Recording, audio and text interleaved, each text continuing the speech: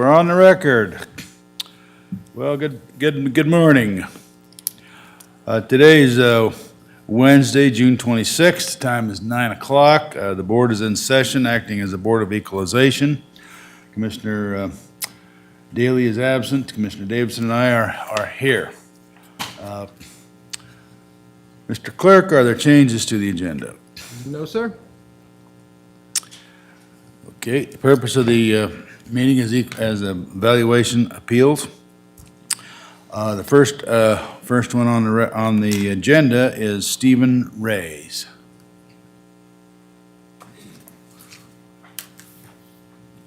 Okay. Is Stephen Ray's in the audience? Nope. Okay, well, go ahead, make your presentation. Yeah. You gonna get sworn in? Oh, yeah, swear him in. Clerk? If you'll stand and raise your right hand. Do you swear the testimony you're about to give is the truth? Okay, you're sworn in and ready to go. Good morning, Commissioners. Go ahead. Good morning, Commissioners. My name is Colton Elmore, residential appraiser with the Ada County Assessor's Office. The subject property is located at 5035 West Tollbult in the Fairborn subdivision. Has a 2024 assessed value of $557,200. I have provided 6 sales of the Ally homes that are all similar in size, lot utility, and amenity, and support the assessed value. Thank you. Okay. Are there any questions? You have any questions, Commissioner? Okay. Then I accept a motion. Well, let me just go ahead and first ask the assessor's office, could you, I asked if you had any questions. I was getting there. Okay. It's first thing in the morning, I'm a little slower. Okay. Do you want to, since the appellant isn't here, do you want to summarize what his argument against your valuation was? Yes, so he, on his appeal form, submitted, "Our homes are the smallest in our neighborhood with no driveway, no yard, etc. It's an ally home. The bigger homes, unfortunately, are making our values disproportionate. Thank you for your consideration."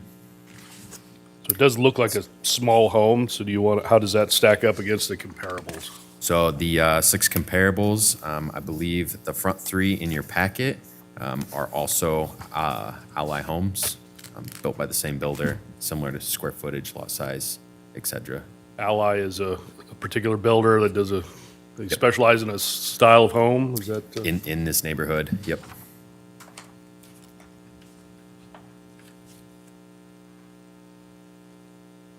I see 2, well, actually, what, 5 out of 6 of the comparables don't have driveways either?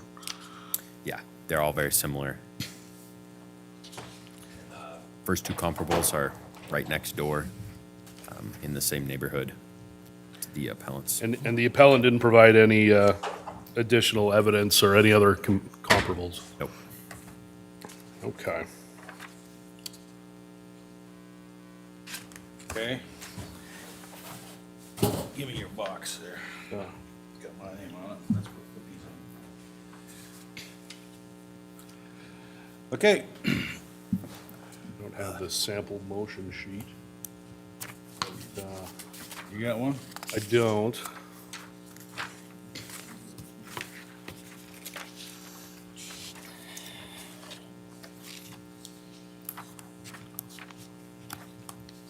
Now that I've done my due diligence for due process, I'll make a motion that the Board of Commissioners, sitting as the Board of Equalization, uphold the assessor's valuation on parcel number R2734171060 and authorize the chairman to sign the document on behalf of the board. Okay, I'll second the motion. Is there any further discussion? Well, I'll just say that the burden of proof is on the homeowner in this case to provide some kind of substantial evidence to overcome the assessor's determination, and that was not present in this case. Okay, thank you. You've heard the motion. Is there any other discussion? Hearing none, all in favor, say aye. Aye. Aye. Opposed, no. Motion carries. The evaluation is upheld on the assessor's valuation on R273-417-1060. All right. And the box right down there. Nothing wrong with that. Thank you. Okay. We now have, next up for consideration, Elise Talboy, RS number R1184000185. Go ahead.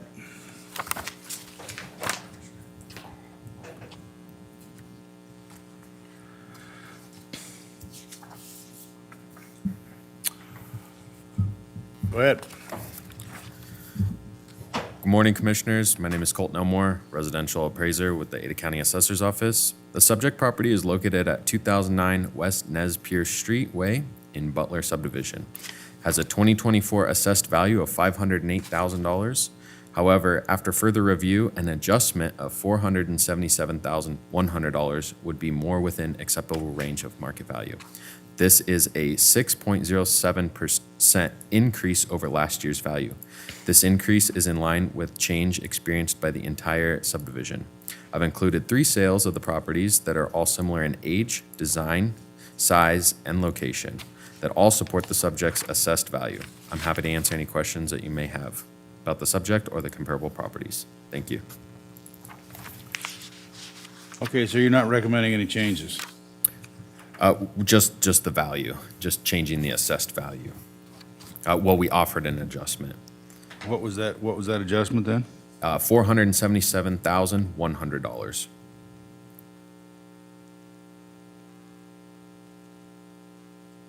Wait a minute.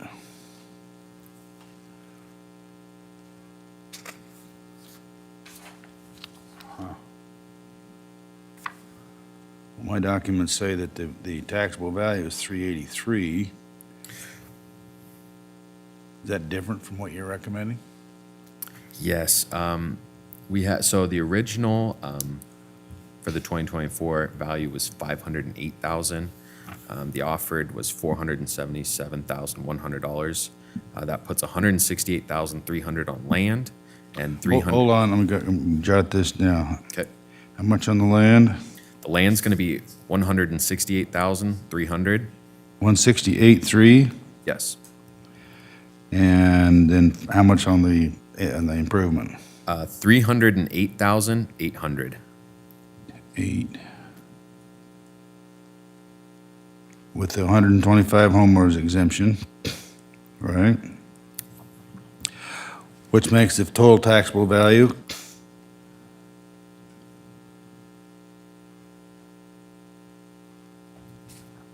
477,100. We're gonna double check and make sure he has a homeowner's exemption on there. It's written on the sheet of paper here. He does, okay. Yeah.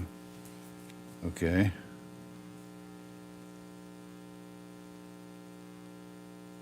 I'll turn off the timer. Well, let's see. Let's add that up then. I would get 168.3.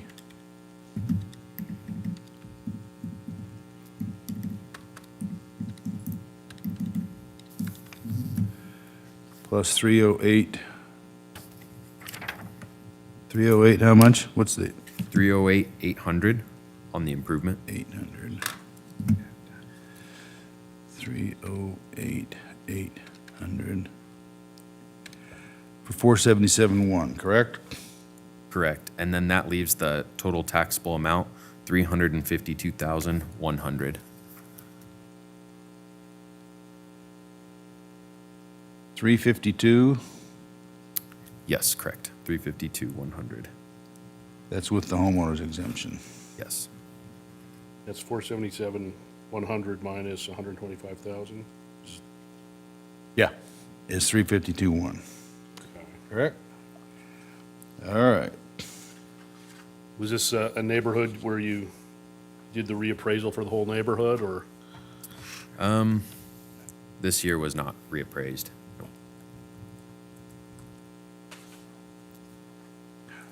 Okay, any further questions? Is your value more in line with what the appellant was seeking? It's closer to what they were asking. But our offered assessment reflects more of a fair market. Okay. All right, any more questions? I'd accept a motion.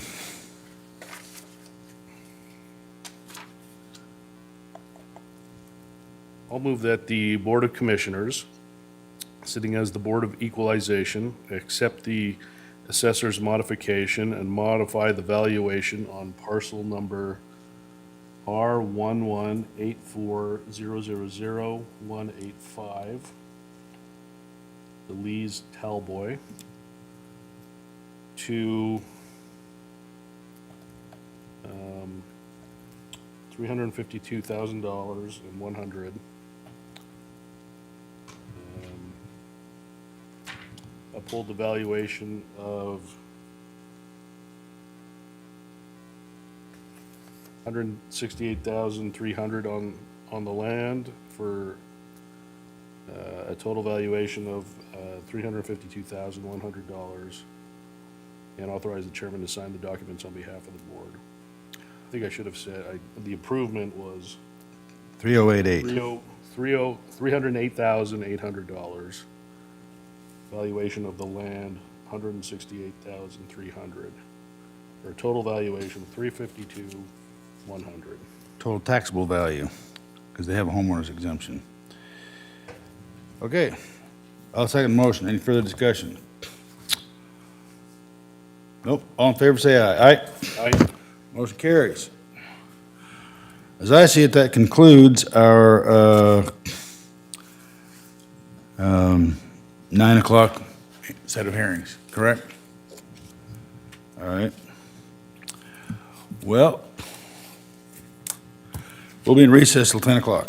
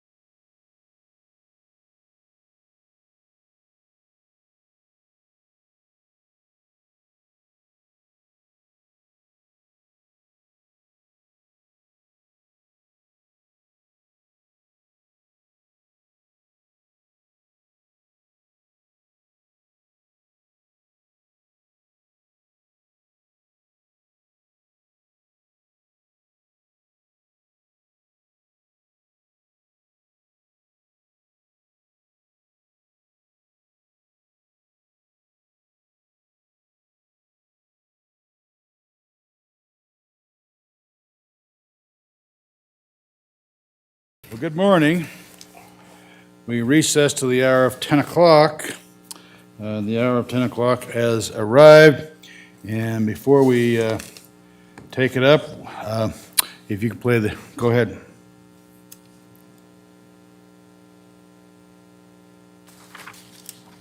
To provide taxpayers with an opportunity to appeal the assessed value placed on their property for taxing purposes.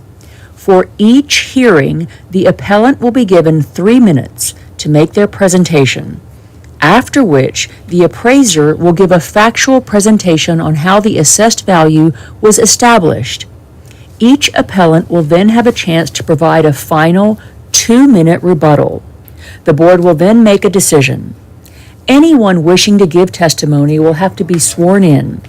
All motions made during these hearings will be made by the Board of Commissioners convened as the Board of Equalization.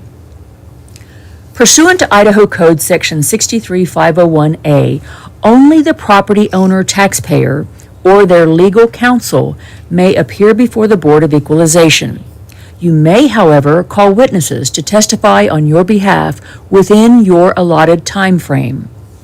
We are aware that some appellants may not be able to appear at their scheduled hearing due to our statutory time frame to hear appeals. However, the board does review and consider all documents and information provided when making our decisions. As set forth in Idaho Code 63502, the burden of proof falls to the taxpayer seeking relief to establish that the determination of the assessor is erroneous, including any determination of the assessed value. Otherwise, this board shall uphold the assessed value. It is important to note that if there is a reduction in your taxable value, it does not reduce resources to the governing entities, but in fact shifts the tax burden to other taxpayers in the district. Any adjustment made on your assessment will be in place for the current tax year only. Please understand, after the current tax year, the adjustment will be removed and your property value could change drastically if market conditions warrant it. If you are not satisfied with the BOE's decision, you will have an opportunity to appeal the decision to the Board of Tax Appeals or the District Court.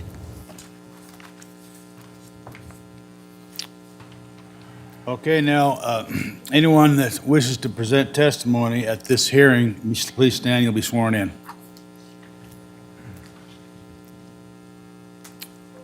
Do you swear the testimony you're about to give is the truth?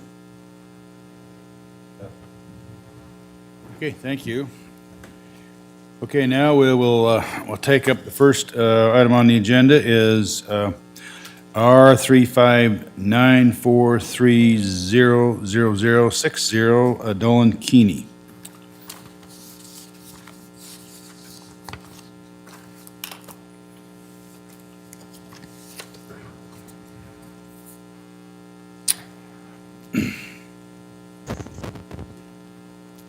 Do I need to come here? Wherever you like. Well, so we've got these two up front. You Yeah, can, is that both of you testifying at the same time?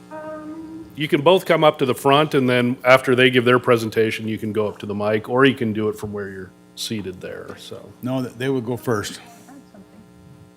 Doesn't the assessor go first? No, they go first. Okay. Okay, go ahead. Hello, I am Elizabeth Keeney. My husband Dolan. By way of introduction of ourselves, I have been actively licensed in real estate broker since 1986. As well as my husband combined, we have probably 70 years in real estate. We are very comfortable with the evaluation of property. We also understand that you can't just look at it, the information in a vacuum. You need to pull information from various sources to arrive at a good valuation. This property, 4744 Penfield, a little interesting history. It was originally built in 1986. In 2014, we had a fire and it burned to the ground. It was rebuilt in 2015.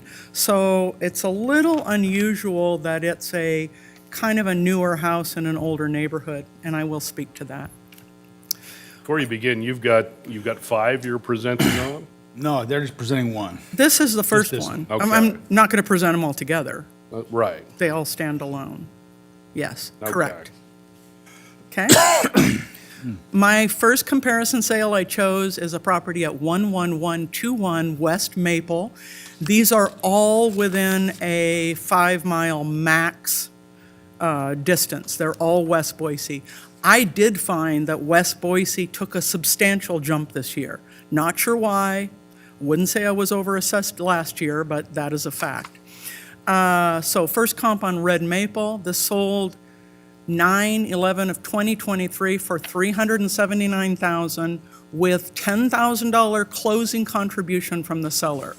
That makes the effective sales price of this property $369,000.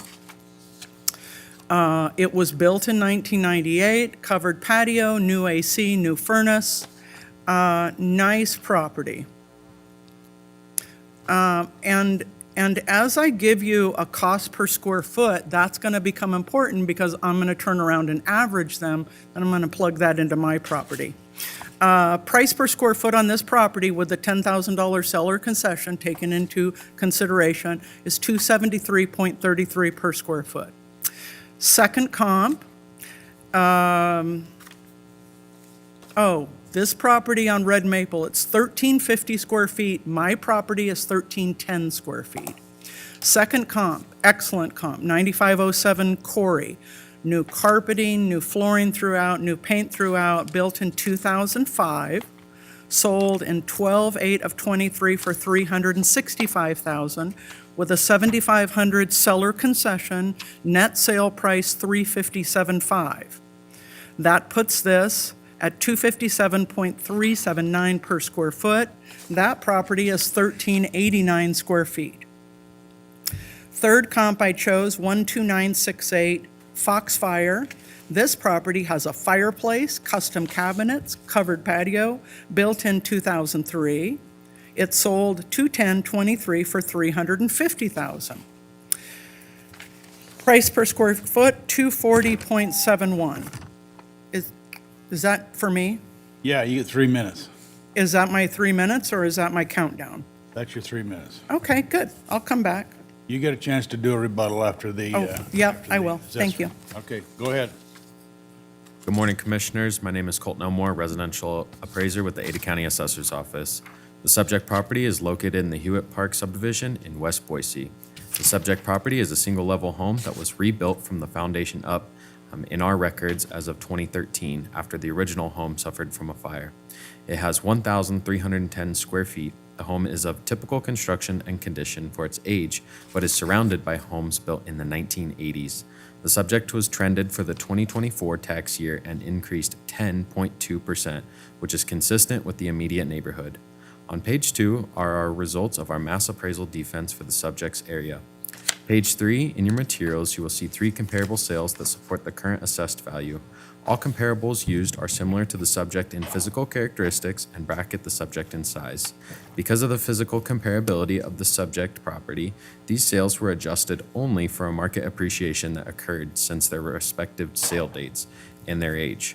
Comparable sales have an adjusted sales price range of $395,700 to $441,800, with comparable 1 being the most heavily weighted sale given its closeness in overall square footage. Its sale date closest to January 1st lien date was also provided by the appellant. Pages 4, 5, and 6 are maps showing the subject's property location in relation to the comparables, a land equity map, and an aerial depiction of the subject. Based on the provided market data, the subject's property's 2024 assessment value of $393,100 appears to be well within acceptable range of market value. Thank you. Any questions? Not at the moment. Okay, go ahead. You can rebut. You get Okay, 3 minutes. good. Deputy Assessor's comp is my Exhibit 1, 9452 Java. This property is 1,532 square feet. I have 1310 square feet. If you apply a reasonable adjustment to square footage, that puts our property at 352, 128. You've got to adjust for square footage. You don't take $1 million home, put it next to a $200,000 home, trend the whole neighborhood, and say the $200,000 house is worth $800,000 because of these averages we use. Common sense would indicate 220 more square feet would have an evaluation difference.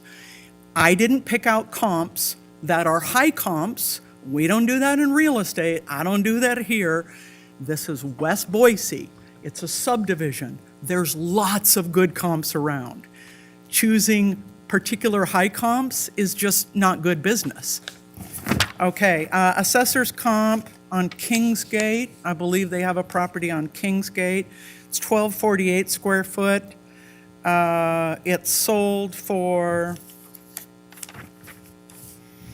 2023 for 403.8, while it was assessed at 336.7. The increase to 2024 of this particular property was a nominal 2%, while mine rose 10%. I am in a cul-de-sac of homes built in the mid-'80s, and the law of a regression should also be considered where older homes would pull down the value of my home. I will be satisfied with a modest 3% increase from last year to 367,401. However, that is 1% higher than the other comps I've provided you. Thanks. Okay, do you wish to respond? Just if you have any questions for myself. You have any questions? Well, could you address the appellant's comps and do you not feel that they're in line? And we picked the comps we chose were based on the similarity in square footage and similarity in home conditions and age of home. The only adjustments we made was for age, and then our adjustments for lien date. And that's why we picked those. We used the appellant's #1 comp as our #1 comp because it was the most comparable property. Agreed. Yep. What about the comp she said that was 200 square foot difference? Is that the Java one? That's the Java. Java one? This is 1532 square feet. I have 1310 square feet. The thing is, there's lots of comps out in the marketplace closer in square footage. And this was chosen to bring it up substantially. It is your high man comp, clearly. We used this one just more based on age. If we would have found comparables in their neighborhood, they would have been older and not as similar to their home. And that's why we didn't choose in proximity to their home. They were just much older homes. However, you did adjust for age. You ma'am. did not adjust for square footage. I'm sorry, Ron. Yeah, you need to go through the chair. Sorry. This is not a debate between the two of you. Sorry. Okay. So in that particular one, did you make an adjustment for square footage? We did not for square footage. And so you based that on the age of the property? Correct. Okay. And if we were to make adjustments for the age of the homes in their subdivision, they would just be too big of adjustments to make sense. Okay. All right, so the valuation on this property is,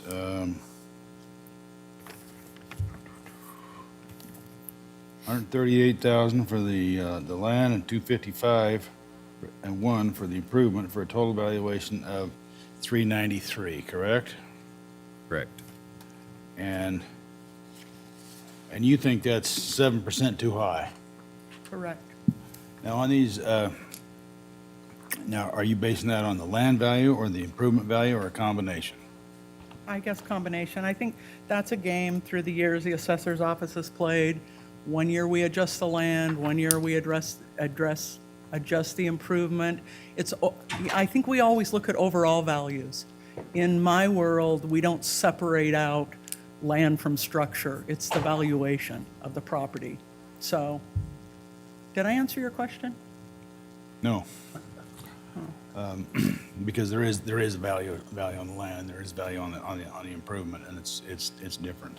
We are a dead-end street, so, we're a little cul-de-sac, so saying there'd be multiple properties around us that we could look at would not be true on our Okay. street. And I also find it interesting that we've adjusted for age, but the big elephant in the room is adjusting for square footage. This is, literally, this is $25,000. How can those two properties compare? Okay. all right, is there any more other questions? I don't think I have any. Okay, well, it's time for a motion. Do you have a motion in mind? Well, I'll throw it to you for discussion, but what do you think about the, Well, as is always the case, appraisals and land valuations are not an exact science, and we have to rely on our assessors for the professional appraisal, and there is a difference of opinion. There probably should be a little change for the square footage, and the only accommodation you've made is the age, correct? Yes, and our comps, we went ahead and bracketed them. Comp 1 was close to our subject property. Comp 2 was smaller in square footage, and then Comp 3 was larger. So we bracketed so we could kind of show smaller versus larger. And the comp 1 was the same comp that the appellant's using, correct? Correct. That's a good comp. Okay. It's 1,389 square foot. And okay.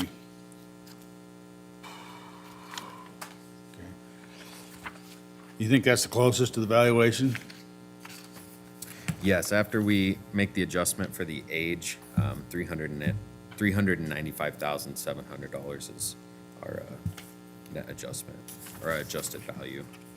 Okay. I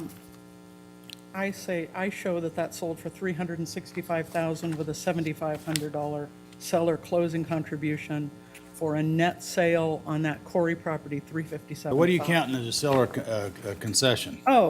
Closing contribution by the seller. So say you buy down the interest rate, you pay for the buyer's closing costs, it's a seller's contribution. You guys have access to that information as well. But I'm not sure what you're talking about, $399. I show a price of $365. So we take the sold price of $365,000, and then we make the adjustment for the age difference between 2005 and 2013. Oh, I'm dead in the water. We're not adjusting for square footage, but we're adjusting this huge amount for age. Christine. Okay, well, Okay, good. we can. Good to we can know. go- Good we to can- know. We can go on and debate it all day, I guess, but Yes. we just need to make a motion. do you have a recommendation? I have a recommendation that we uphold the assessor's valuation. Of course you do.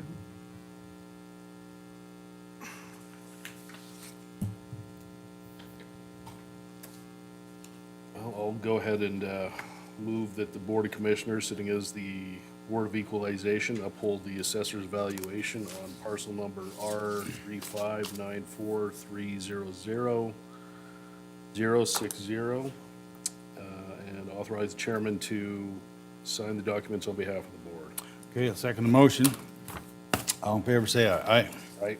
Now, you can't appeal this to the Board of Tax Appeals. so- Yes, I will be doing that because they actually do look at real information. We'll So, have more, thank you. well, we look at real information. too. Not if we're not adjusting for square footage and we're Well- adjusting 20,000 for age, no.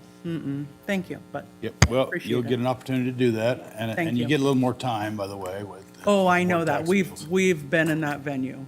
Yes, thank you. Okay.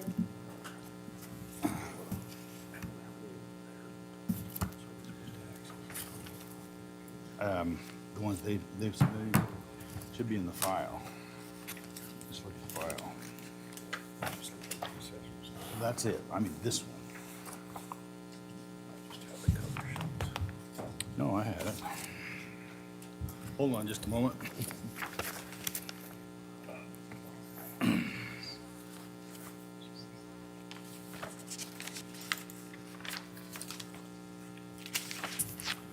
This was in, this is what they. Okay, Yeah, you had the same file. Oh, really? Okay.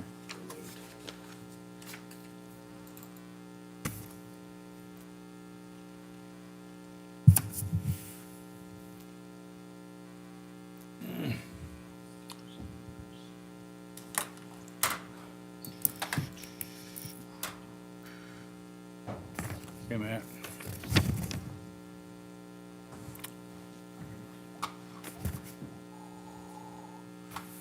Okay, we'll next take up, let's see, R53731601110. Go ahead.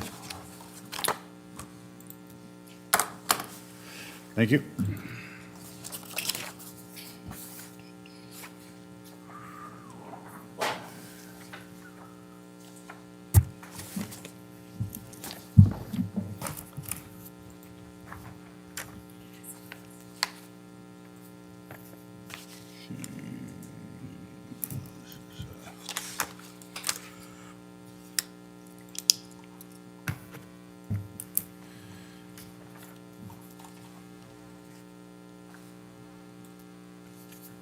Okay, you gonna present?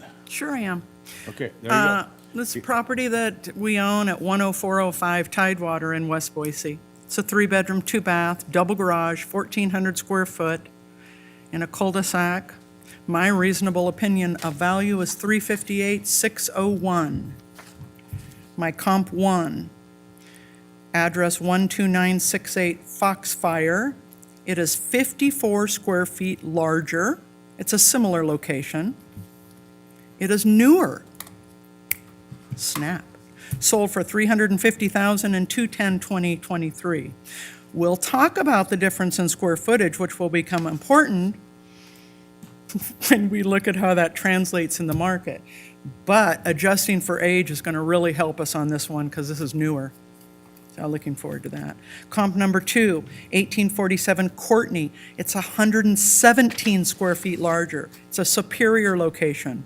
Has a storage shed, RV parking. It's a triple garage. Lots of adjustments on this one. Sold for $370,000, 12/8/2023. Comp number 3, 99 square feet larger, 4031 Driftwood. It also has a triple garage, superior location. Sold for $370,000 on 2/2/2023. And then I've got some other information, but let's hear from our friends. Okay. Go ahead. If you could address the comps they bring up as well. Good morning, Commissioners. My name is Colton Elmore, residential appraiser with the Ada County Assessor's Office. The subject property is located in the Luscombe subdivision in West Boise. The subject property is a single-level home with 1,400 square feet. The home is of typical construction and condition and is located on a typical lot size for homes in the area. The subject was trended for the 2024 tax year and increased 9.26%, which is consistent with the immediate neighborhood. Page 2 are the results of our mass appraisal defense for the subject's area. Page 3, in your materials, you will see 3 comparable sales that support the current assessed value. All comparables used are similar to the subject in age, physical characteristics, and bracket the subject in size. Because of the physical comparability to the subject property, these sales were adjusted only for garage size, market appreciation that occurred since their respective sales dates. Comparable sales have an adjusted sales price range of $400,000 to $450,600, with comparable 1 being the most heavily weighted sale given its closeness in overall square footage and its sale date closest to January 1st lien date. On pages 4, 5, and 6 are maps showing the subject's property's location in relation to the comparables, a land equity map, and an aerial depiction of the subject. Based on the provided market data, the subject's property's 2024 assessment value of $401,100 appears to be well within acceptable range of market value.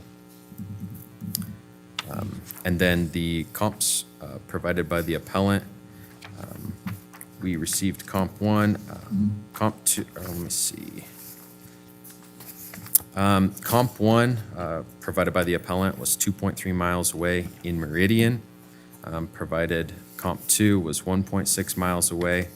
And comp 3 was 11 years newer and 2.5 miles away. Okay. Go ahead. Exhibit 1, got Deputy Appraiser's Comp 2. This is a property at 2153 Fastwater. This property is 1,721 square feet, and I have 1,400 square feet. At $271 a square foot, that is an $87,000 adjustment. Turns out this is a good comp because that would adjust this property to 351,834 if you compared them side by side. Why would you use this comp when there's lots of comps out there in the marketplace that are much better comps than 1,721 square feet? Assessor's comp at 10476 Tidewater. Really interesting. That is on my same street. Sold for $382,000 in 2023.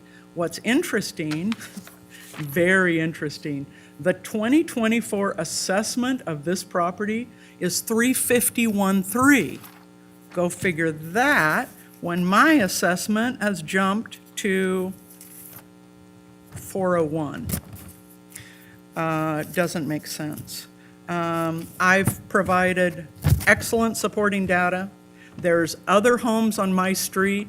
I've gone through, I provided this information to the assessor's office, and they blew it off. How other properties that are similar are lower assessment, so apparently that doesn't mean anything. But this does mean something, and this is really important, and this escapes Ada County completely.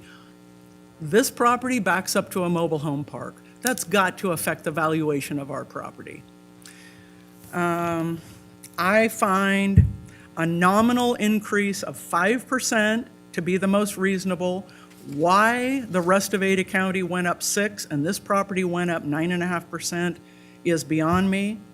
The sold comps that are excellent comps, and there's lots of them out there, people, come up to 358,601. I'm done. Are you wanting a reduction from 401,1 to 358? 358,601. Okay. Is that what you'd sell the property for today? Is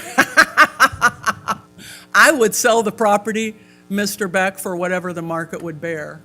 What would that be? I have no idea. It's not on the market. What? Oh, 23 value? You want me to tell you what I would have sold it No, for in what you're asking- 2023? In 2023, I would have sold it for $358,000 because No. that's what the data indicates. It's 2025 right now. That's right. And these, 24, sorry. It's That's why, 2024. that's my husband's testimony. okay. All right, any questions? So for the assessor's office, what about the issue of it backing up to a mobile home park? Does that affect the value? We haven't done a study on it. The data shows that it doesn't make a difference in our department. Okay. Same issue on the differential in the square footage. The one here has more square footage, but quite a bit more square footage. What do you say about that? We were trying to bracket the subject, find one's lower and then one's higher in square footage, so we could see the difference in square footage and what they're selling for. Make any adjustments for square footage? Yes. How much adjustment did you make in this case? So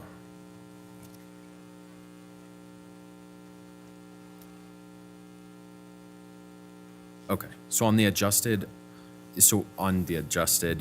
sales price, we're only adjusting for time, not square footage on those, on your comp sheet on the 3 comps. And our comp sheet, when was that one sold?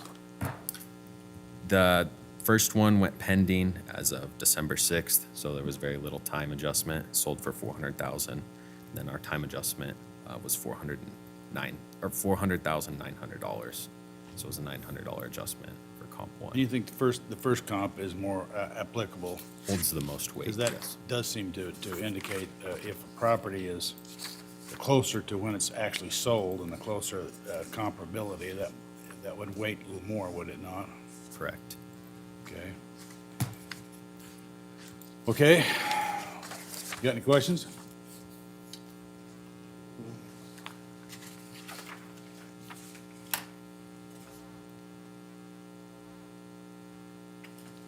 No. All right, I'll accept the motion.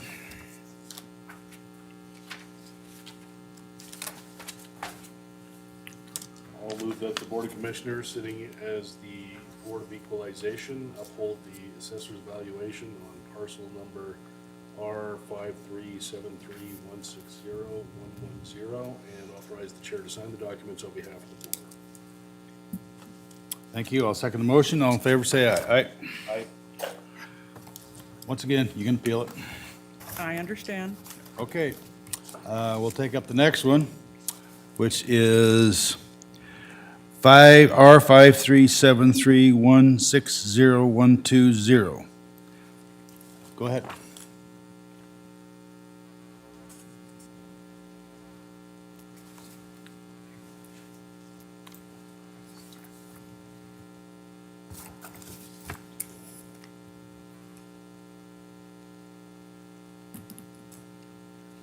We also own the property next door, 10423 Tidewater.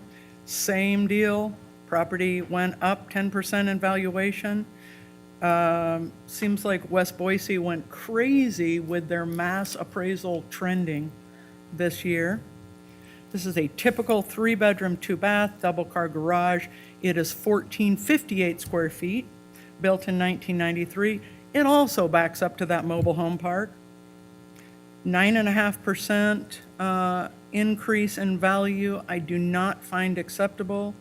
I did a nominal, I believe, a 5% increase to 362.3. Comp number 1, same size, 12968 Foxfire. I did not find any adjustment needed in this particular comp. It's an excellent comp. Not sure why it wasn't chosen by Ada County, except that it's $350,000, sold on 2/10/2023. Comp number 2, 1847 Courtney, 112 square feet larger. It also has a triple garage. I'm not sure what the Ada County adjustment for a triple versus double is. It's a superior location, sold for $370,000 on 12/8/2023. Comp number 3, 94 square feet larger, 4031 Driftwood, does also have a triple garage, superior location, sold for $370,000 on 2/9/2023. My comps indicate a valuation of 362.3, and the assessor thinks it is worth 378.8.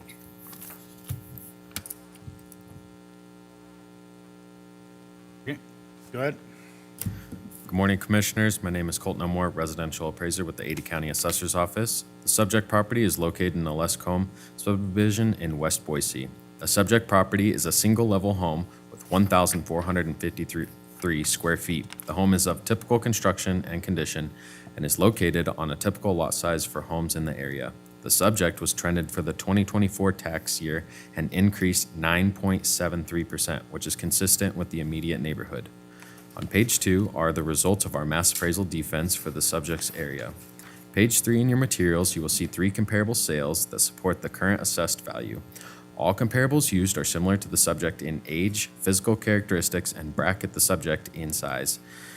Because the physical comparability to the subject property, comps were adjusted only for market appreciation that occurred since their respective sale date, except Comp 1, which was adjusted for a garage size. Comparable sales have an adjusted sales price range of $390,000 to $440,600, which is with comparable 1 being the most heavily weighted sale given its closeness in overall square footage and its sale date closest to January 1st lien date. On page 4, 5, and 6 are maps showing the subject's property location in relation to the comparables, a land equity map, and an aerial depiction of the subject. Based on the provided market data, the subject property in the 2024 assessment value of $378,800 appears to be well within acceptable range of market value.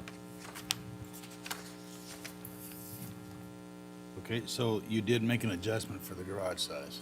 Correct. How much of adjustment did you make? 10,000. 10,000, Yes, we took 10,000 off. because the other one had, okay, because the comparable had, Correct. yeah, okay, all right. Okay, go ahead. Well, hallelujah. You've made an adjustment for something besides time and age. So good on you guys. Here's this fast water comp again. My gosh, 1721 square feet. That puts that property at $251.34 per square foot. That would adjust that property to $351,834. It's a lousy comp. I'm not sure what it means when you say we weight only one comp, and yet you put in a property 250 square feet larger with no adjustment. Could I understand, please, could you explain what bracketing means? Like, does that actually reduce something somewhere? Can you please go through the chair? Oh, sure. Oh, wait, okay, I will. Sorry, Rod, Mr. Beck. The comp that they chose on Carissa, difference in size is probably negligible. It is superior. Location, the difference in square footage, I adjust that property to $350,700. In addition, I pulled some properties in my neighborhood. I've got them as Exhibit 3, 4, 5, 6. And I find real inconsistency in value in the sub. 10469 Tidewater is one of your comps. You guys, you have a sales price of $382,000. That's assessed in 2024 at $354,300. What's up with that? There's another property on Tidewater, 10404 Tidewater. These are properties on my street. It's assessed at $254.6 per square foot. Their assessment is $375,500. Here's 10436 Tidewater that adjusts for $250 per square foot. I'm just not sure why my properties are so high over there. Here is 10462 Tidewater. They are assessed at $260.60 per square foot. Their assessment is $349,200. These are comparable properties. This information is out there in the market. Mr. Beck, I would like to know what bracketing means. Okay, anything else? No, that's it. That was my question. Could you define bracketing? So bracketing is if the subject property, we're going to find square footage below and then square footage higher than the subject property. And then we want one as close as possible in square footage. So that's with our three comps. The closest one we have is 1,473 square foot. It's a 20 square foot difference. And then our comp number 2 is lower. It's 161 square feet lower. And then comp number 3 is 1,721 square feet. So it's 268 square feet higher. All right, and you believe your appraisal would be defensible with the state tax commission? Correct. Okay, any other questions? What did you say the square footage was on this one? This is 1458 square feet. The assessor have us at 1453. Yeah, we have 1,004. You know what? It's 1453. You're right.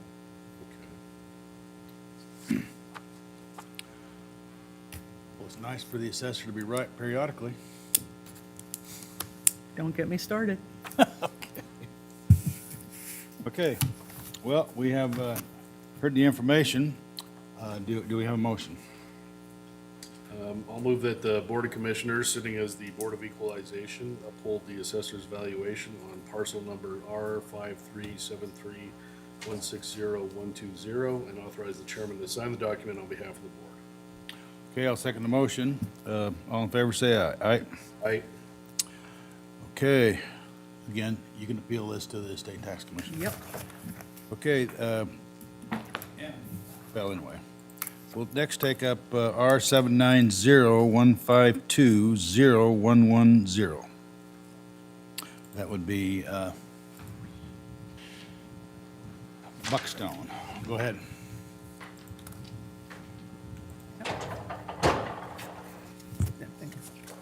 Good morning. My name is Dolan Keeney. The property here it's located at 3750 Buckstone in Meridian, is a 3-bedroom, 2.5-bath, 2-story with approximately 1950 square feet. Has a 2-car garage built in 2009. The comparisons I think you have, and I had to get these pretty quickly because the original ones Jake sent to me got changed at the last minute. So I had prepared information on those. So I had to switch a little bit here when I got his new comparisons. But all of these properties, Comp 1 is a similar house. If you look at them, you'll be able to tell with square footage, age on this one. The first one's 2009. It had sold at $426,000 with the closing contributions of $8,950. And again, I think my wife explained what those are. The seller gives this to a buyer. It gives that back to the buyer for a sales price. And normally a buyer will pay more money for a home where they're going to get some help with closing costs. And I'm not sure if the assessors even look at that and adjust for that, but it's a thing that has got to be adjusted in looking at a sales price. So that adjusted sales price is $417,050.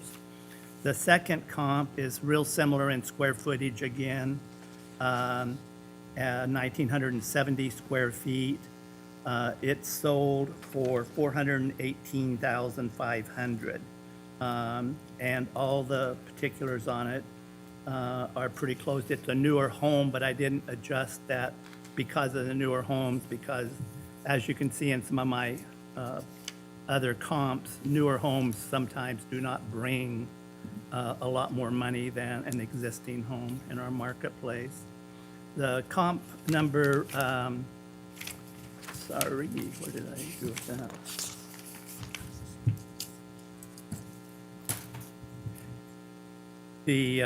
The comp, comp 3, the comp 3 was the one at 418.5. Comp 4 is 1,851 square feet, similar home. It's a new home now. I did not adjust because it's a new home. It's similar square footage, similar features. It sold on 3/17/23 at $395,000 after the $10,000 contributions that was given to a seller.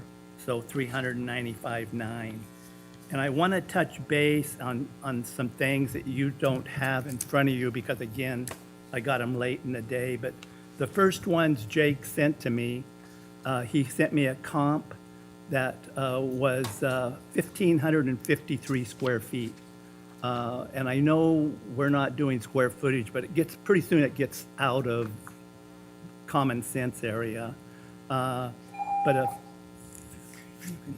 okay, I'll come back to that. Okay, go ahead. Good morning, Commissioners. My name is Colton Elmore, residential appraiser with the Ada County Assessor's Office. The subject property is located in the Sienna Creek subdivision near West Ustick Road and Meridian Road. The subject property is a two-story home built in 2006 that has 1,958 square feet. The home is of typical construction and condition and is located on a typical lot size for homes in the area. The subject was trended for the 2024 tax year and increased 8.88%, which is consistent with the immediate neighborhood. On page 2 are results of the mass appraisal defense for the subject's area. On page 3 in your materials, you will see 3 comparable sales that support the current assessed value. All comparables used are similar to the subject in age, physical characteristics, and bracket the subject in size. The sales were adjusted for time, square footage, and quality. Comparable sales have an adjusted sales price range of $424,000 to $438,000, with comparable one being the most heavily weighted sale given its closeness in overall square footage and proximity to the subject. Pages 4, 5, and 6 are maps showing the subject property's location in relation to the comparables, a land equity map, and an aerial depiction of the subject. Based on our provided market data, the subject's property's 2024 assessment value of $429,000 appears to be well within acceptable range of market value. Thank you. Any questions? So on your first comp, it looks like it backs up to, I don't know, maybe commercial property. Does that make that a good comp if the others don't? We used comp 1 just for the proximity to the subject and its closeness and closeness in square footage. Again, we've never done a study to see if it affects comparable 1 to see if that makes a huge difference or not. Thank you. In your analysis, do you take into account seller concessions? If it's typical, we don't take that into consideration. Okay. All right, go ahead. And we knew that the assessors don't take in the contributions given by a seller. We've seen this in the past, and sometimes it can be $15,000, $20,000. So it can be really large amounts that they should look at that. That'd be something you guys might talk about that. Their first comp, again, is only about 100 square feet larger, which if you did use square footage, would mean about $19,000. Plus, it does have a 3-car garage. Interesting on this one, the assessment value came down 19% in 22 to 23. It came down from 529.4, which was it came down large, anyhow. And then if you take the square footage and the garage into effect, it should bring it down closer to about 410,000 on that one. On the second one, the square footage again is large. It's almost 200 square feet, so you can see that would adjust out to about 42,000, which it really blows them out of proportion if you use larger homes. Then you should always, instead of trying to find higher square footage and lower square footages, you should try to stay with the close to square footage so you don't have to adjust that. But if you, this one here is an updated home. It's got granite. It's got in a subdivision with community pools, clubhouses. And again, I don't know whether you adjust for that or not. But again, if you adjust for those items in our world, would bring it down closer to 420,000. The third comp is not a good comp at all, and maybe it's for this trending, maybe trying to find a high one. We talked a lot about lot values. This lot value is about $7,000 higher than the others. Plus, when it sold as a model home in the sub. And I think we all know what they do in model homes. And it had about $20,000 worth of upgrades in it with granite hardwood floors. It's got an expanded concrete patio in the back. Plus, it was renovated from a 3-bedroom, 2.5 bath to a 4-bedroom, 3-bath. And they called it a custom. I did talk to the agent on that one. So if that was adjusted down, it should bring it down to closer to 415, 420. Okay. Any questions? Did the assessor's office take into consideration that it's a model home? That was taken into consideration. However, it's the same age it's still built in 2006, same age as the subject, and it's within a mile of the subject property. And you value the closer to the subject property, the better for the comp. Is that the way you use it? Correct. Yep. Okay, any other questions? For me? Yeah? Uh, No, go ahead. Yes, I was going to bring back to the first comps that Jake had sent me. He sent me a comp that had 1,500 square feet that was sold in 2023 for $425,000, 1,553 square feet. Then he sent me another one with 1,607 square feet that sold in 23. And then he sent me one that was sold in November of 2022 with 1,561 square. Now we're talking about a 1,950 square foot home. And then he sent me one that was sold in March of 24. I mean, we're going from 22 to 24 here. That was similar square footage, selling in 24, that sold at 420. And then another one in 2022 with more square footage. And again, and this is very interesting. I don't understand it. The first one I told you, the 1,500 square feet for 425, the 2024 assessment was 401,000 on that one. So he's using that as a comp, but it's assessed at 401,000. The second one I told you about was 1,600 square feet. In 2024, it assessed for 402,000. And he's using that as a comp. Now, but these are assessed way lower than mine. The next one, that 1,561 square feet, was assessed in 2024 at 411,000. And then another one that he used, the Anfield, the 1,800 square foot one for 420, it was assessed at 396.4. That's the 2024. These are the original comps he sent me. So if you remember anything on this, remember what these are assessed at compared to what mine is being assessed at 429. These are all closer to 400 assessments. And Okay, that's good. I'm done. all right, thank you. Any other questions? Does the assessor's office want to respond to that?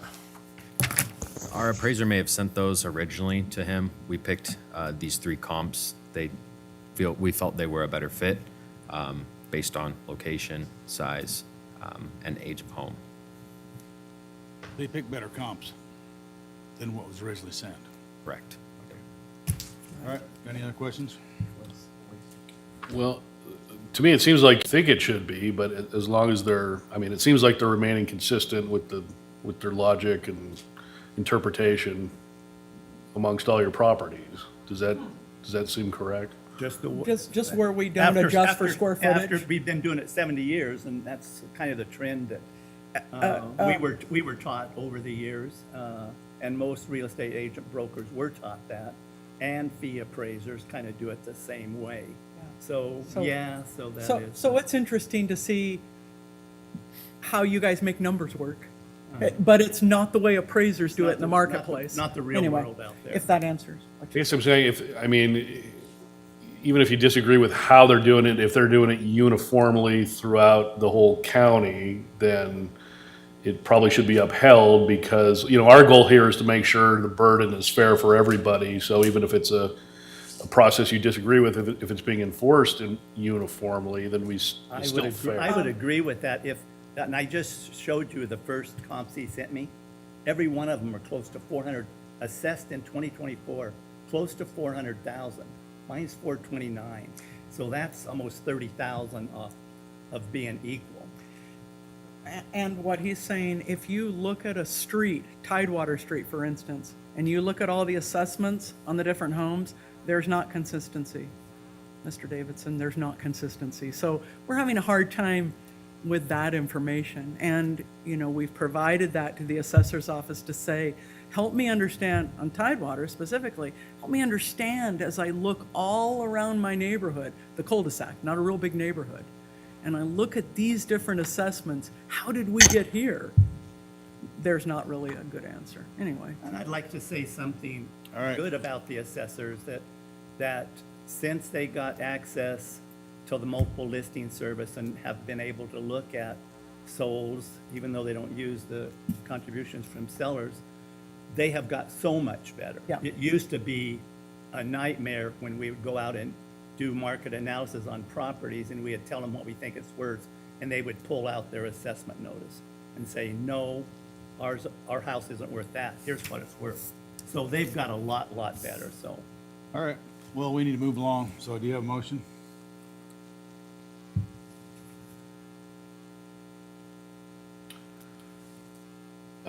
I'll move that the Board of Commissioners, sitting as the Board of Equalization, uphold the assessor's valuation on parcel number R79015201110 and authorize the chair to sign the document on behalf of the board. Okay, I'll second the motion. All in favor, say aye. Aye. Thank you. We will now take up R937400087. That would be Kootenai. Can't wait.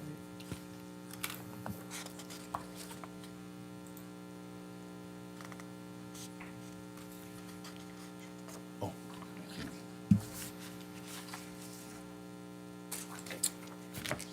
okay, go ahead. This is a triplex we own on Kootenai, 2296 Kootenai. It's located on a flag lot, shadowed by a large multi-unit townhouse development that did not help our value. There is no covered parking. Rents are $11.50 per month per unit. We were assessed at $590,000 last year. This year, we had an increase of 9.5%, while all other multifamily that I can find show a decrease of 10% year over year. So I'd like to go over my comps that, surprisingly, they're the same comps that Jake pulled, who I was talking back and forth with. Comp 1, 1410, 1412, 1414 Manitou. Rents on this sold for $650,000. Rents on this property are $42.95. Our rents are $34.50. This assessed value on this property, this is really important, dropped $59,200 between 2023 and 2024. Comp number 2, 1405 North 11, sold for $692,500. Rents are $3,700. Our rents are $34.50. This assessed value dropped $64,400 between 2023 and 2024. Comp number 3, 1607 Residue, sold for $695,000. Rents are $33.15. Ours are $34.50. This assessed value dropped $61,200 between 2023 and 2024. Comp number 4, 621 Crawl Street, sold for $575,000. Oh, there's another seller concession of $10,000. Actual sales price in the market, $565,000. Rents are $33.45, ours are $34.50. This assessed value between 2023 and 2024 dropped $59,700. That's a start. Go ahead.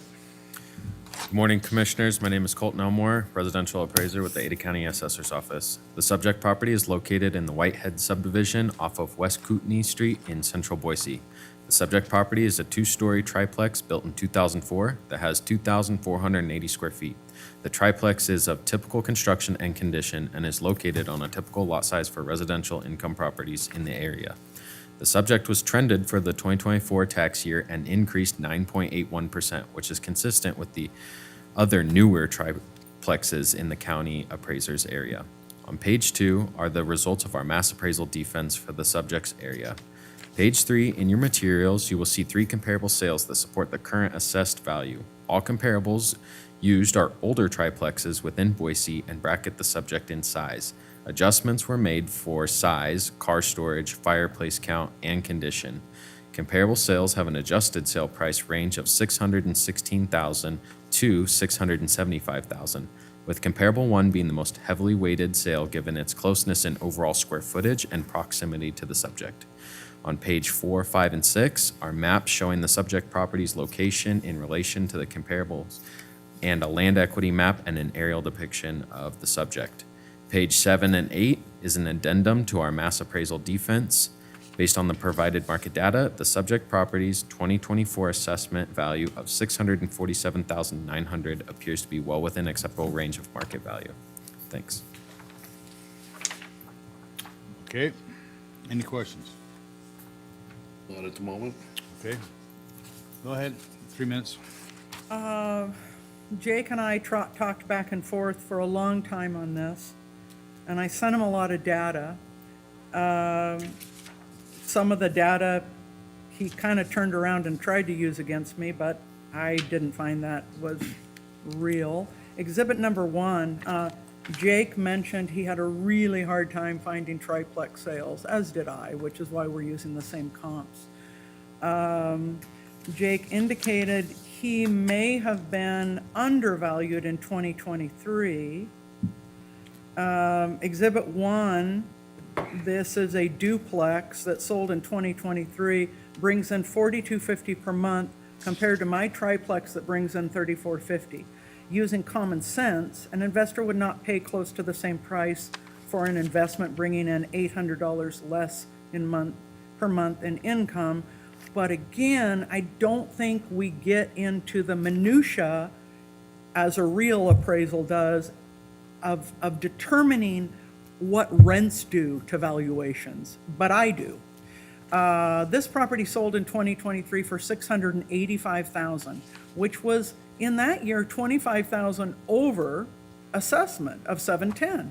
Then in 2024, it devalued $128,300 to $581,800. So it looks like our same appraiser, which was Jake Swift, overvalued this property in 2023. Exhibit 2, this duplex sold in 2023 for $510,000 with $11,000 in sales concession.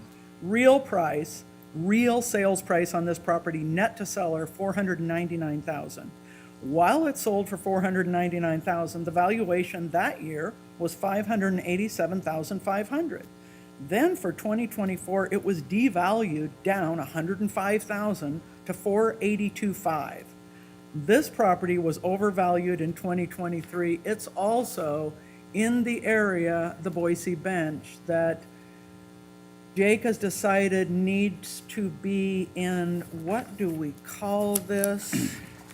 We call this mass appraisals. It's in the area of crazy mass appraisals. Our triplex was overvalued as well in 2023. The raise of 9.5% is out of line. We will accept a nominal raise of 3%, $17,700 to $607,700, although the market data does not support this because we're trying to be reasonable and fair. I'm done. Okay. Thank you. Any questions?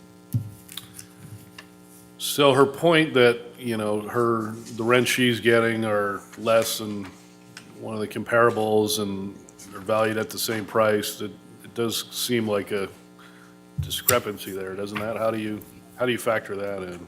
We didn't use the income approach on this. We were just based on comparable sales. We just used the sales market data. And to follow up with that, I think one thing that's important to note is if we were to look at that, it's market rents, not contract rent. So what they're renting for individually could be something less than what market is. So that's not always an indicator of value. Any other questions? No. Okay, I'd accept the motion. I'll move that the Board of Commissioners, sitting as the Board of Equalization, uphold the assessor's valuation on parcel number R93740000087 and authorize the chairman to sign the document on behalf of the board. I'll second the motion. All in favor, say aye. Aye. Aye. Motion carried. Thank you. Well, thank you. Hey, thanks. By the way, we have a professional property management company. We don't set the rents, they do. So, thank you. Well, that's fine. I throw that in. Okay. Well, okay, thank you very much. Appreciate ya. Thank you. Okay, we'll next take up parcel R42213000515. Terry Shake. These are two same properties. Same property? Okay, fine. Two different. Go ahead. Well, I have a parcel located in Indian Lake subdivision. Here's your zoning map. It shows that it's buildable. So my assessment on that piece of land is not buildable, has been raised, quadrupled in the last 4 years. So that initiated my inquiry. So talking to the assessor, I found that they are now assessing that property as if it was continuance to my residential property that is buildable. So they are now lumping it in, a non-buildable property into a buildable property, which we all know that a buildable property is worth far more. I wish it was buildable, because then I know I'd have some value there. Basically, I don't know if that process is uniform or not, but it doesn't sound uniform to me. You be the judge. Okay. So are you, you're appealing the valuation of the vacant lot then, Yes. and not the other one? I was gonna appeal that, but I want to withdraw that because I couldn't get my ducks in a row as far as appealing it based on fair market value. Okay. All right. Go ahead. Good morning, Commissioners. My name is Colton Elmore, residential appraiser with the Ada County Assessor's Office. The subject property is located in southwest Boise in the Indian Lake subdivision. The subject property is contiguous to parcel R42213000500, which is .020 acres. When valued combined, the total lot is .262 acres. The subject was part of the 2024 reappraisal and increased 52% to value of $16,000. If valued as a separate buildable lot, it would be $130,000. The land is assessed as contributory to the main parcel and as a single unit to provide equity for similar-sized parcels in the subdivision. In order to provide equity, the increase was warranted. All comparable parcels bracket the subject with the combined with the primary parcel with the sold price range of $132,500 to $320,000. The lowest sale on a .124 acre lot and the highest on .310 acre lot. Page 3 in your materials, you will see 3 comparable sales that support the current assessed value. All comparables bracket the subject in size when assessing. It is a single unit lot as .262 acres because of the physical comparability to the subject property. There were no adjustments made to the sales. The comparable sales have a sales price range of $132,500 to $320,000, with comparable one being the most heavily weighted sale given its closeness in size. On page 3, 4, and 5 are maps showing the subject property location in relation to the comparables, a land equity map, and an aerial depiction of the subject. Based on the provided market data, the subject's property's 2024 assessment value of $16,000 appears to be well within acceptable range of market value. All right, any questions? So this is a separate lot, but basically being used as a backyard to the main house? Yes, But you assess it as if it were part and parcel of the house, not just as a vacant lot that can't be built on. correct, yeah. So with them together at .262 acres, that's them together. That's what it's valued as. And then because it is 2 separate parcels, that $16,000 falls off onto the contiguous parcel. Okay. So if it were a buildable parcel, it would be priced between 320 and 132,000 Correct. if it were actually buildable. We're not saying it is buildable. We don't have that information. Yeah, But you're saying it's a contributing value to the adjacent property? that is correct. Okay. What if he just sold just that lot to somebody else and then it was no longer sort of part of his house? Would that affect it?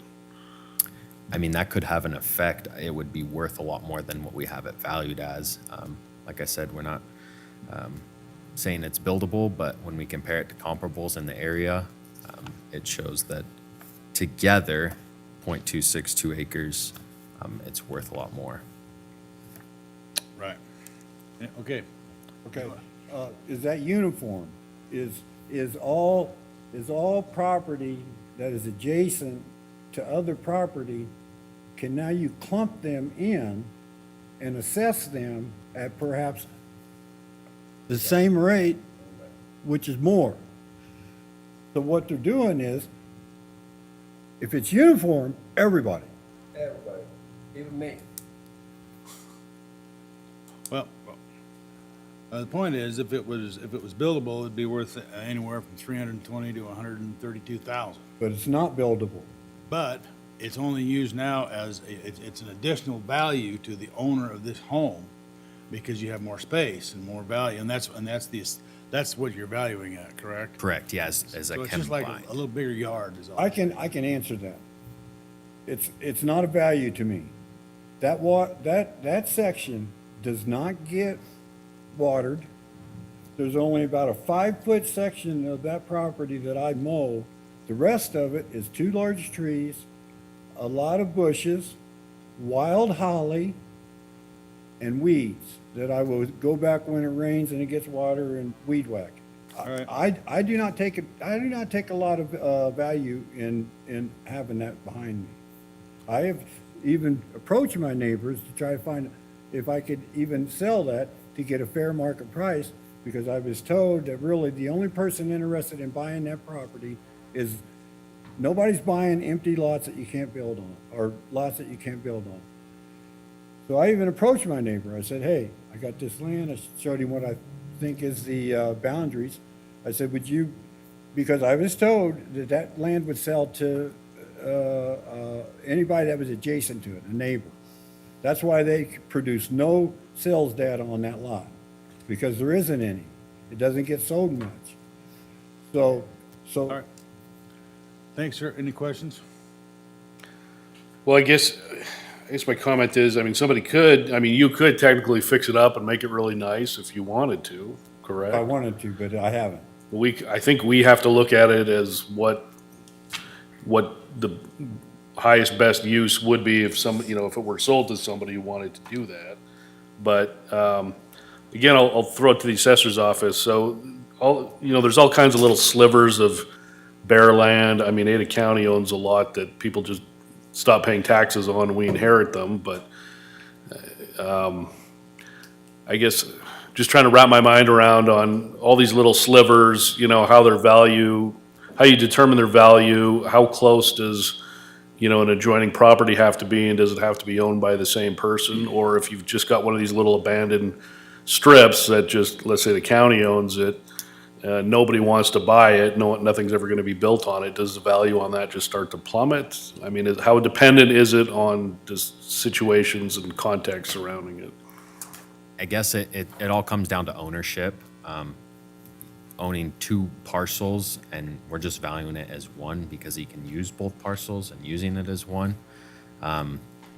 For random parcels around the county, little slivers, I don't have the information on that, whether that would change values. However, we're not valuing this as just a sliver, we're valuing it as 0.262 acres. And that's why it's mass appraised the whole neighborhood. It's to keep that equity in there. And then that piece just falls off as a contiguous parcel. Any more? Go ahead. Yeah, well, just to address the appellant's question, I guess he's wondering, do you have the same uniform method of making these determinations across the county? And how do you? We do. So we value them together. throughout the county. So there's a lot of different properties in Ada County that are contiguous. Some pieces of land are smaller, much smaller, and some are larger. But the important thing is that they're valued together to keep that uniformity. Does that answer your question? I would just like to see evidence of that, of some examples of property, like you said comparison. Here are some samples of comparison properties that we view as contiguous, and here's their assessment, so I can get some kind of idea of, is this uniform? Did the assessor's office have comparables on similar situations? They wouldn't be comparable. This is unique, and we're going off of its usability of the 0.262 acres. Finding contiguous properties, they're gonna range in all different shapes and sizes. That doesn't make it, Well, we need to move on. If there's any other, any additional information, we need to move on. You have any more questions? No. Okay. I would comment that if the property is of no value to it at all, just don't pay your taxes, and then the county will own it. That's an option. Well, that is an option. I mean, because that's what would happen. If you don't pay your taxes for 3 years, and it goes to a property tax deed, and then there's an auction on it. Maybe somebody else might want to buy it. If it's of no value to you at all, that might be something to consider. Okay. Okay? Is there any? Please pay your taxes on it. We don't want it.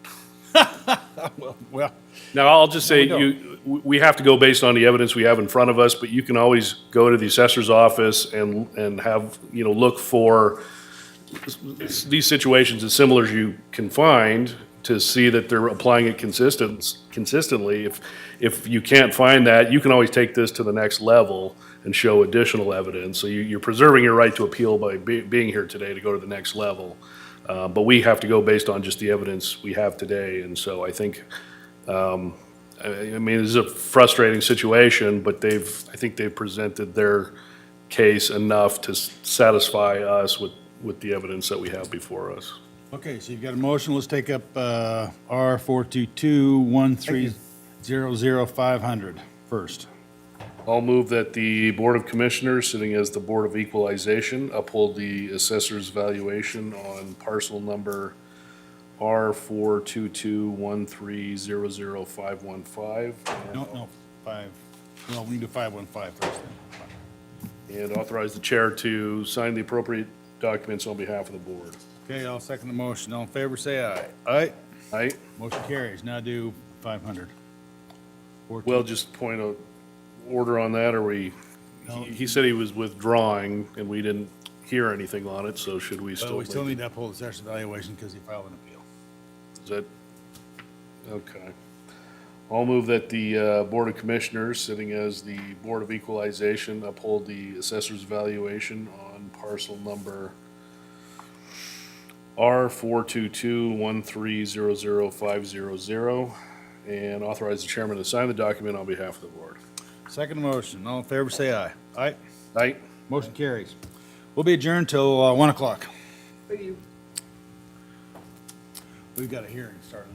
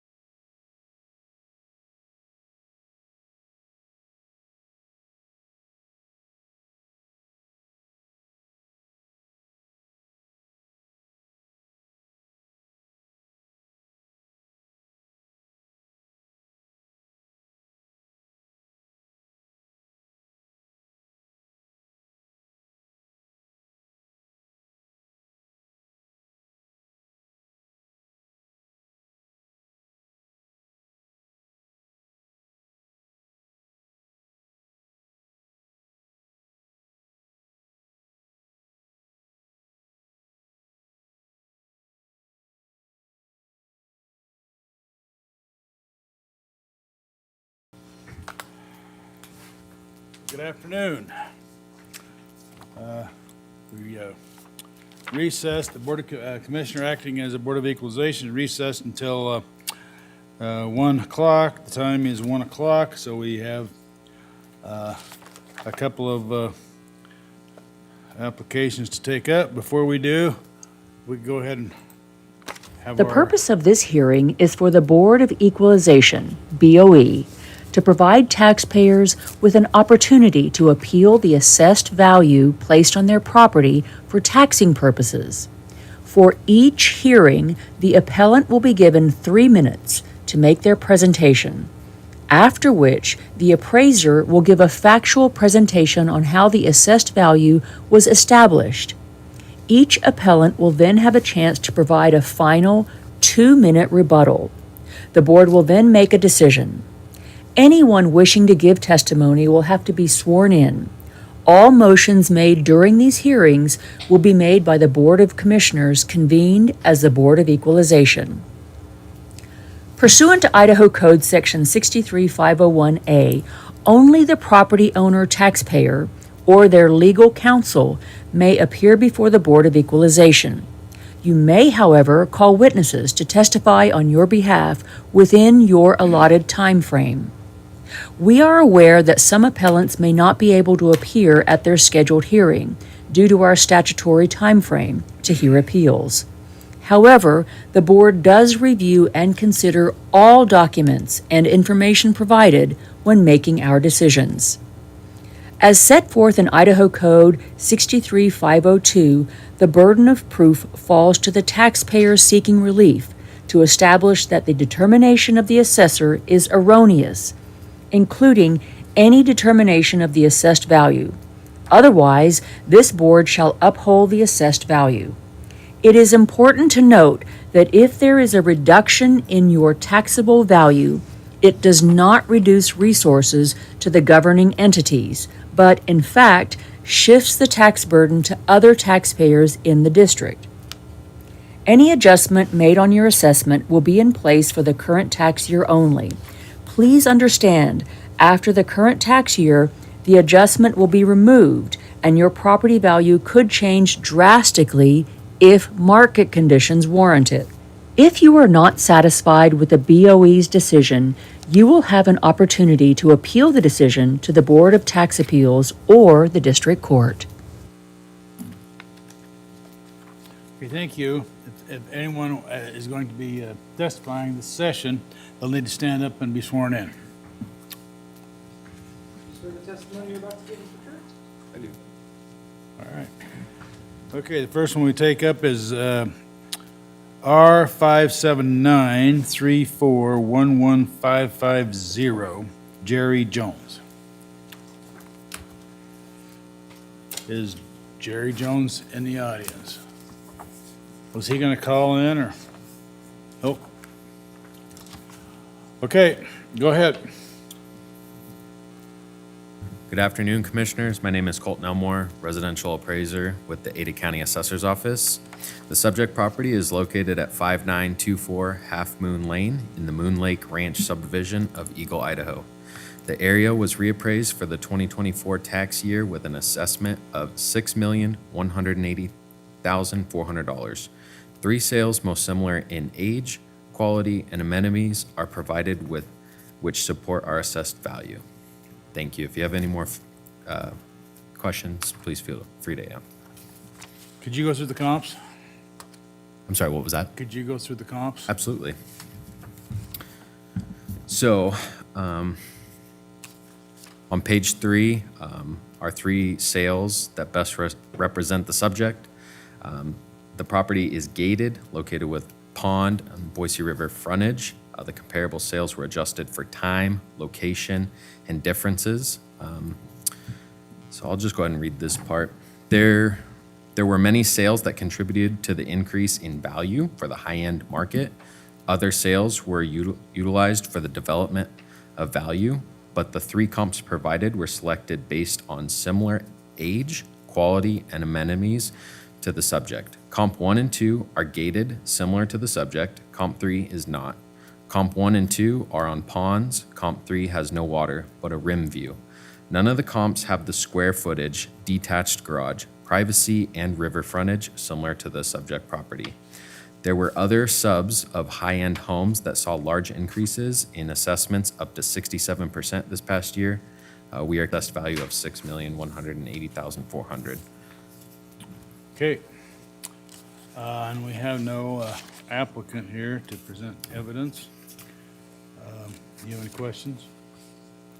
We have a lot of homes worth over $6 million in Ada County. I don't know, I guess it depends on a lot of that number. The definition of a lot. The applicant has submitted a spreadsheet of the number of homes that were sold. And that's over 4 million. The list they submitted were 4 million homes and above. That wasn't really, that was like all of Ada County, some in Canyon County, kind of all over. Yeah, it's hard. I mean, you feel there's enough sales to get a real market value on these? I believe based on the 3 comparables that we provided, they fully support our assessed value. Any other questions?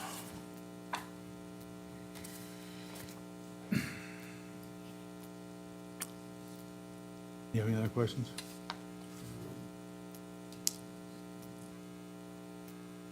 No. Okay, I'll accept a motion.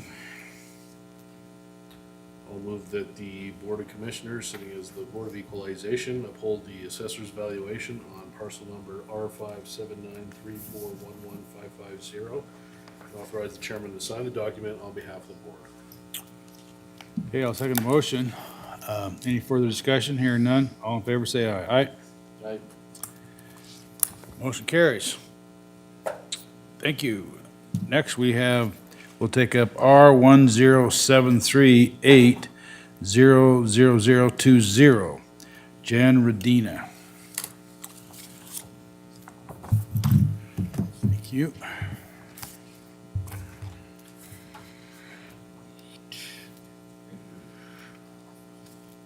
Okay, go ahead.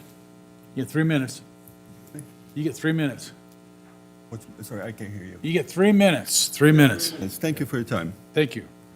I'm the owner of the property. I'm also a real estate agent in Boise, Idaho for last 7-8 years. So I'm very familiar with the values, appraisals, comps, and all of that.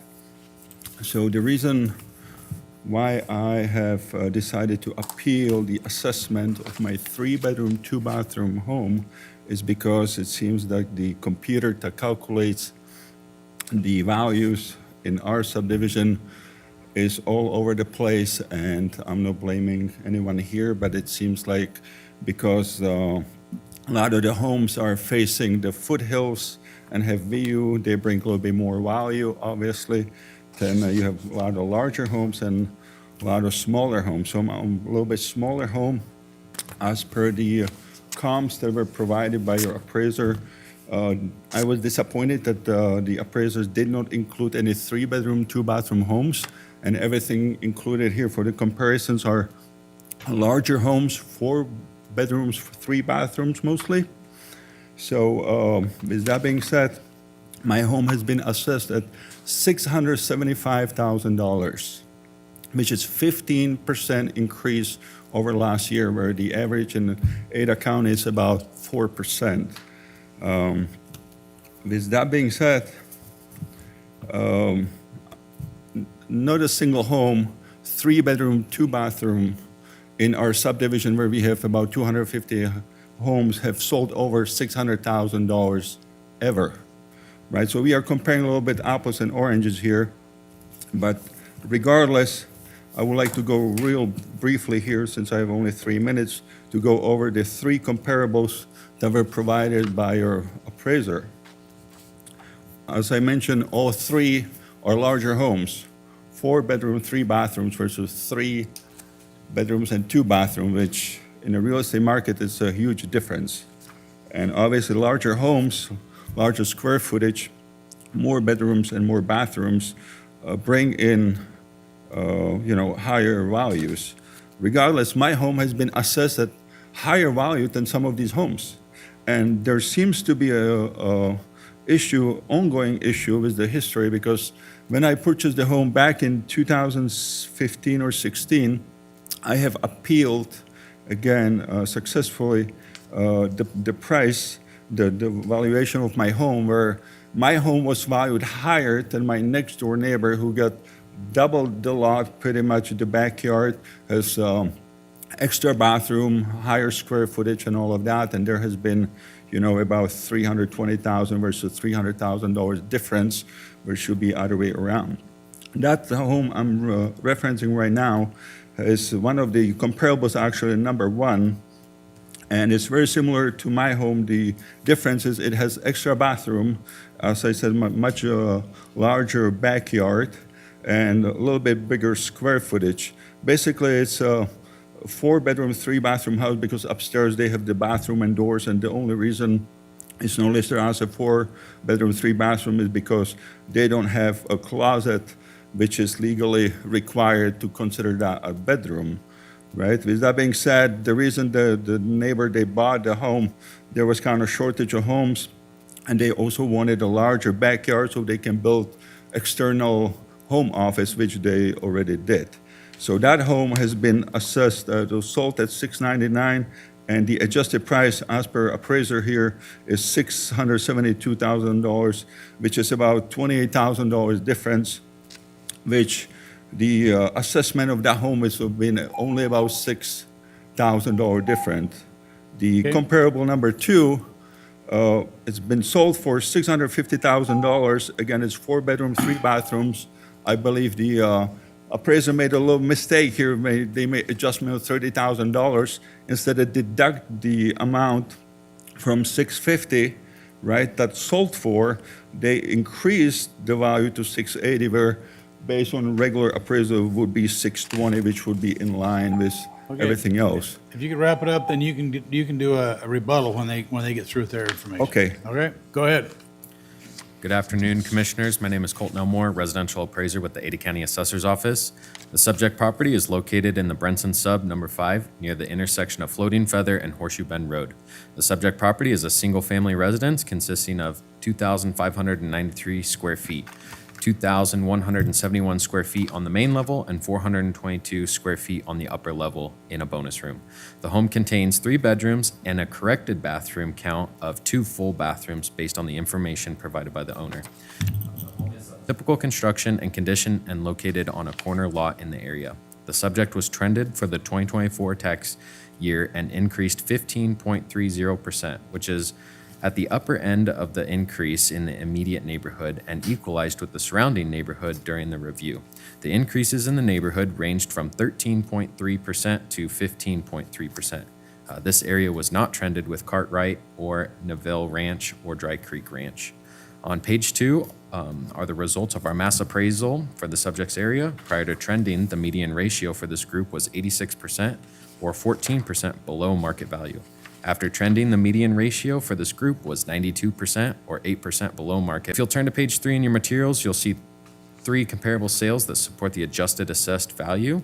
All comparable sales are used are similar to the subject in physical characteristics and square footage. The subject is younger than all the comparable properties by 1 to 3 years, as it was built in 2004 within the established Brenson Sub in its 5th phase. The subject was trended for the 2024 assessment year. The comparable sales were adjusted 0.25% per month for the market appreciation that occurred since their respective sale dates, as well as square footage, acreage, and bathroom counts.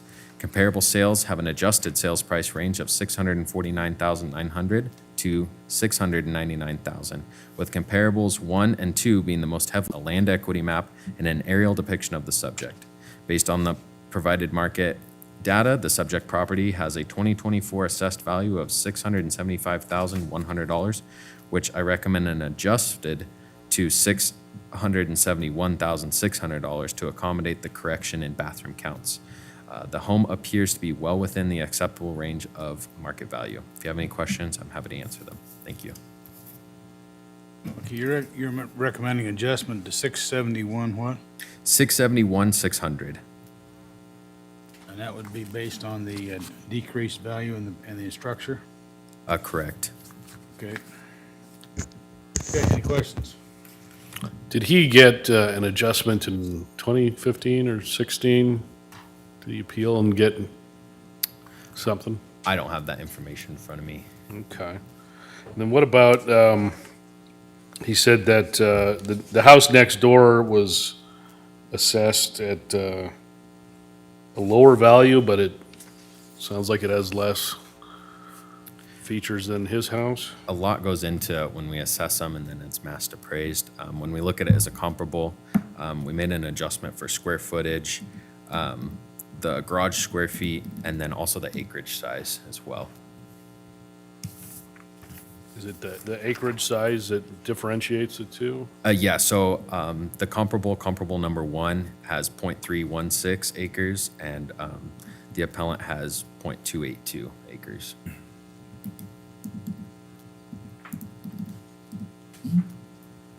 Okay, any more? That's it for now. Okay, go ahead, you got another 3 minutes, go ahead. Okay. I obviously disagree with this, so let's get back into this. The comparable number one, the adjusted price was $28,000 versus the sales price at $672. So that assessed house might should be $28,000 below what they were assessed to. Now let's go to comparable number two. That home sold for $650,000, 4 bedroom, 3 bathrooms. Okay, a larger home, about quarter acre lot. Now finally, comparable number three, my favorite here, is sold for $685. Adjusted sales price was only $673, even though I have extra bedroom, extra bathroom. So obviously that brings some value, but here's the kicker. I would like my home to be assessed at the same value as the comparable number three, because based on your values here, you just told the commissioner that you're recommending $671. Here, your adjusted value is $673. Guess how much it has been assessed for? Can you give me that? No, you don't ask him questions. Okay, so here, the home has been assessed for $608,000, which is in line with the 4% increase that I was asking for. So this home has been assessed at the lower value than my home that has only 3 bedrooms and 2 bathrooms, even what I have asked for the 611. So now we have here comparable number three, your own home that you put here that has been assessed, in my opinion, correctly at $608,000 based on your computation or your own numbers. So all I'm asking for, even though I believe my home should be assessed at even lower value because it has fewer bedrooms and fewer bathrooms, I will be satisfied if my home is assessed at the same value as comparable number three, which in your opinion is the same value home. Okay, that it? Well, I can talk a little bit more, but No, that's fine. Do you want to respond? Yep. Go ahead. So this neighborhood was reappraised in 2023. And again, when we're looking at properties and trending them, we're trending, each home is different based on square footage, lot size, just different amenities that each home holds. So it's trended together, but each home is different. So when we look at them as a comparable, we made those adjustments, square footage, lot size, bathroom count, all of that was taken into consideration when using it as a comparable. Okay. You have any questions? if I can add one last thing. Okay. Here is a home that is currently for sale, 4-bedroom, 3-bathroom, been for sale for about 2 months. Price is $645, and again, assessed at, let me take a look here, at $17,000. So you have another home here in our subdivision, very close to me. I would be very happy to sell you my home for $675 and buy this larger home for $645. That is assessed based on your computation, again, at only $617,000, while my 3-bedroom home is assessed at $675, recommended decrease $3,000, which was laughable because when we spoke on the phone, they told me that the value of a bathroom is $3,300. In your opinion, is the value that should be deducted for every bathroom. In the real estate market, every bathroom brings $30,000 to $40,000 extra. Bedrooms, $20,000 to $30,000 extra. Again, comparing all these 4-bedroom, 3-bathroom homes are valued, higher than or in the same level as much smaller home that I have. Okay, anything else, any questions? All right. You are recommending the improvements be valued at what? The improvement will be $465,100, and then the land will be $206,500. Okay. Any other questions? No. All right, I'll accept the motion.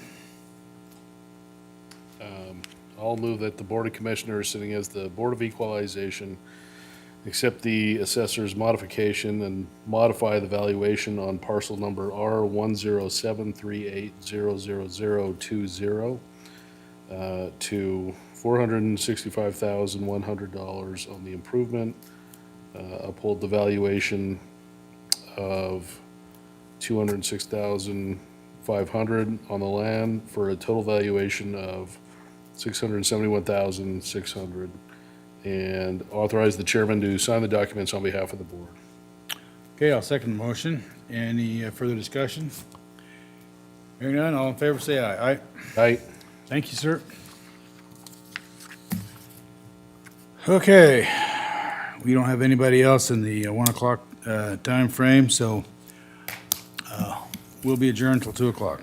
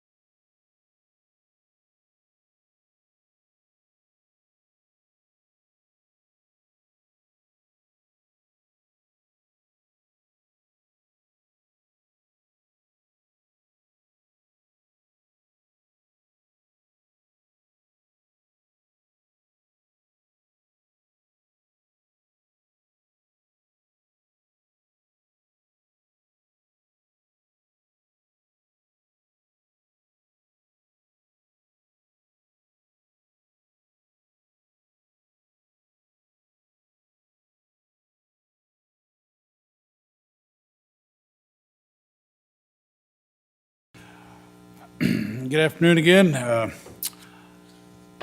It's 2 o'clock. The board is in session to conduct a, the board's in session as convened as the Board of Equalization to conduct assessment appeal hearings. We're at the 2 o'clock hour. The first one we'll take up is R 812-302-0388. Tanya Ellison. You have to play the, Oh, wait a minute. Yeah, you gotta play the, you can come on up. play the recording. Play the recording. The purpose of this hearing is for the Board of Equalization, BOE, to provide taxpayers with an opportunity to appeal the assessed value placed on their property for taxing purposes. For each hearing, the appellant will be given 3 minutes to make their presentation, after which the appraiser will give a factual presentation on how the assessed value was established. Each appellant will then have a chance to provide a final 2-minute rebuttal. The board will then make a decision. Anyone wishing to give testimony will have to be sworn in. All motions made during these hearings will be made by the Board of Commissioners convened as the Board of Equalization. Pursuant to Idaho Code Section 63501A, only the property owner taxpayer or their legal counsel may appear before the Board of Equalization. You may, however, call witnesses to testify on your behalf within your allotted time frame. We are aware that some appellants may not be able to appear at their scheduled hearing due to our statutory time frame to hear appeals. However, the board does review and consider all documents and information provided when making our decisions. As set forth in Idaho Code 63502, the burden of proof falls to the taxpayer seeking relief to establish that the determination of the assessor is erroneous, including any determination of the assessed value. Otherwise, this board shall uphold the assessed value. It is important to note that if there is a reduction in your taxable value, it does not reduce resources to the governing entities, but in fact shifts the tax burden to other taxpayers in the district. Any adjustment made on your assessment will be in place for the current tax year only. Please understand, after the current tax year, the adjustment will be removed and your property value could change drastically if market conditions warrant it. If you are not satisfied with the BOE's decision, you will have an opportunity to appeal the decision to the Board of Tax Appeals or the District Court. Okay, anyone that is going to testify, stand up and we'll have to swear you in today. Do you swear the testimony you're about to give is the truth? Yes. Okay. All right, go ahead. You get 3 minutes and you'll get a 2-minute rebuttal. Thank you. I'm Tanya Elison, and I'm not saying that I disagree with the work that the assessor has done, and I have spoke to Tina on the phone and also through email, but I think it's a special circumstance with this property for the first year. So this is a property that I asked for a building permit in December to move from 4648 West Valley Road to my property located at 4455 West Hatchery. And so when you'll see on my assessment notice, it does show the property address is 4648 West Old Valley Road, and that is incorrect. That is where the home originally was located. So, and I do need to correct, since I just swore in to tell the truth. In my writing, when I wrote the appeal, the home was originally scheduled to be moved on January 4th, 2024. And there was a cancellation in the McCall area, and my movers were able to move it. They called and asked if I could trade because of weather conditions that were coming up. The home was moved onto my property on December 18th, 2023. But at that time, I still did not have the building permit totally approved.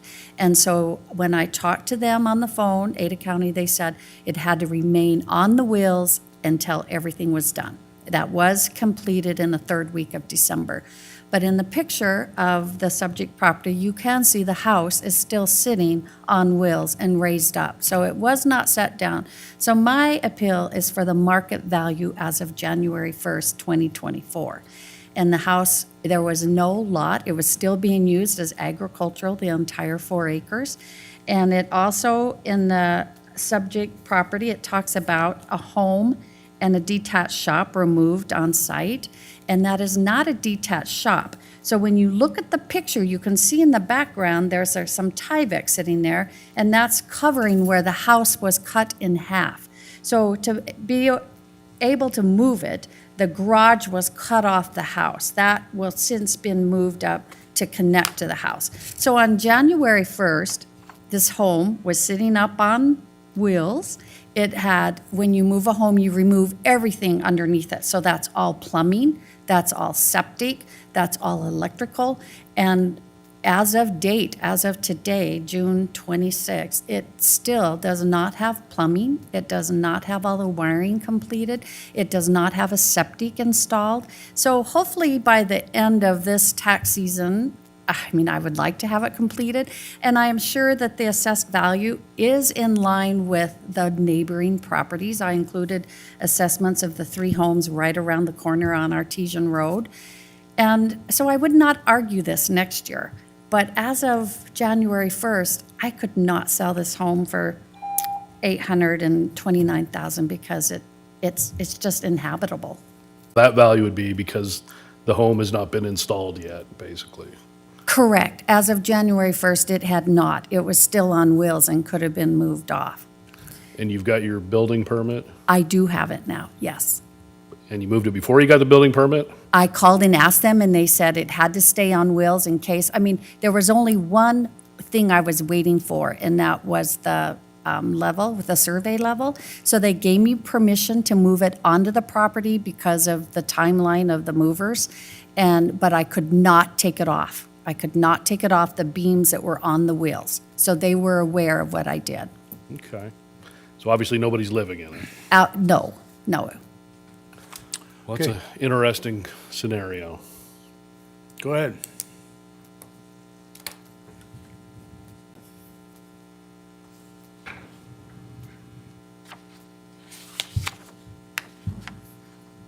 Good afternoon, Commissioners. My name is Joe Tallman, residential appraiser with the Ada County Assessor's Office. Subject property is located at 4455 West Hatchery Road in the Steins Second Subdivision with the Eagle area. Located east of Linder Road and the old access to Eagle Island State Park. This area was reappraised for the 2024 tax year. The subject property was previously valued as farm only. A home was moved on site before the first of the year, and therefore a 1-acre home site was established, with the remaining acreage continuing to be valued as farm. The home was valued with a reduction for lack of well, septic, electrical, and foundation. Page 2 is a mass appraisal defense for Eagle. Page 3 are 3 sales that best represent the subject. Comparable sales were adjusted for time, age, location, and differences to the subject, including foundation, well, and septic. Page 4 is an aerial photo showing the locations of the subject and comparables. Page 5 is a land value map. Page 6 is an aerial photo of the subject. Page 7 are vacant land sales of roughly 1-acre lots. Pages 8 and 9 are the mass appraisal addendum and summary. The home was moved on site prior to January 1st, 2024. The improvement value reflects that it did not have foundation, well, and septic or electrical services. A 1-acre home site was established based on market sales. The improved comparables that sold were adjusted for size, age, location, time, and adjusted for foundation and services. The appellant provided assessments of neighboring properties, which we have reviewed. While these properties do not have foundations and services, they are also much older and more depreciation. We took a second look to confirm and analyze and found our reduced value for the subject's improvement was within range. Therefore, based on the information available to us, we do feel the assessed value of $829,400 is fair and reasonable. Okay, any questions? So your office made adjustments for it not being hooked up, so no sewer, no water, no foundation. That Correct. was factored in. Correct. And even with that, you have it at 829,000. Yes. Okay. 566,800 attributed to the land, with 262,600 on the improvement, with that adjustment for those.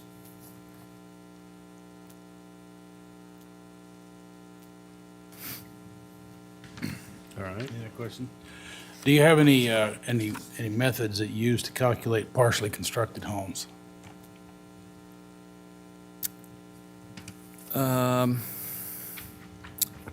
We try to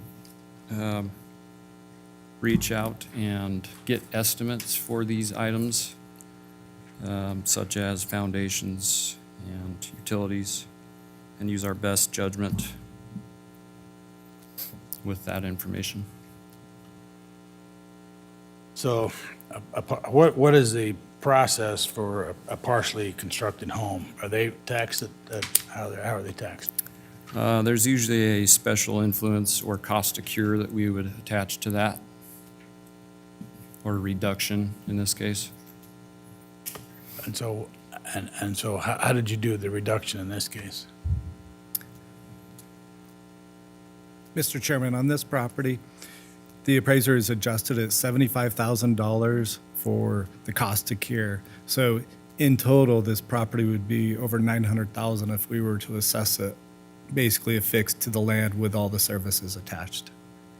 Okay, so you assessed the actual lot at $560,000, and you would assess it at that if there wasn't even a home on it, correct? Mr. Chairman, this is kind of a unique situation in the fact that it did have agricultural last year. So if as you can see, there's the house and then the shop back behind it too. So that's taking up the area that was once ag. So in this scenario, we have to apply a 1 acre home site. So if you were to remove the property, put it back to ag, as you can see, our last year value looks like $8,900. Is that because it was all ag? And that's because it was appraised as agricultural property. Correct. Right. Now, how's the address being corrected? I know it's been updated in our system. So what's on our documents here is not correct. Yeah. Per the appraiser, it has been corrected. Okay, all right. Okay, you have any questions? So you said there's a shop on there, because there's, in the aerial picture, it doesn't look like anything. Is the shop a new addition? Behind the main house, you can see just the left of there you can see, I believe, and I'd let the owner respond to that, but I believe that's the shop that was also moved on there. So this aerial photo with the red square around it with nothing in it, is that an older picture? You want to respond to that? Do you understand? Would you mind repeating that? So That this- would have been what it was before those two buildings were moved onto that property. The shop was That's- moved as well? And it's not a shop. That's what I explained in my first testimony. There was a shop on the other land. I did not purchase it. That piece that you see that they are calling the shop is the garage that was cut off of the house. So the house is cut in half. So when you look at that picture, that piece back there that they're calling the detached garage, it actually sits onto the back of the house where it was cut, and it's the garage. There is no shop. Does that affect the value, whether it's a detached garage or something that's going to be connected on later?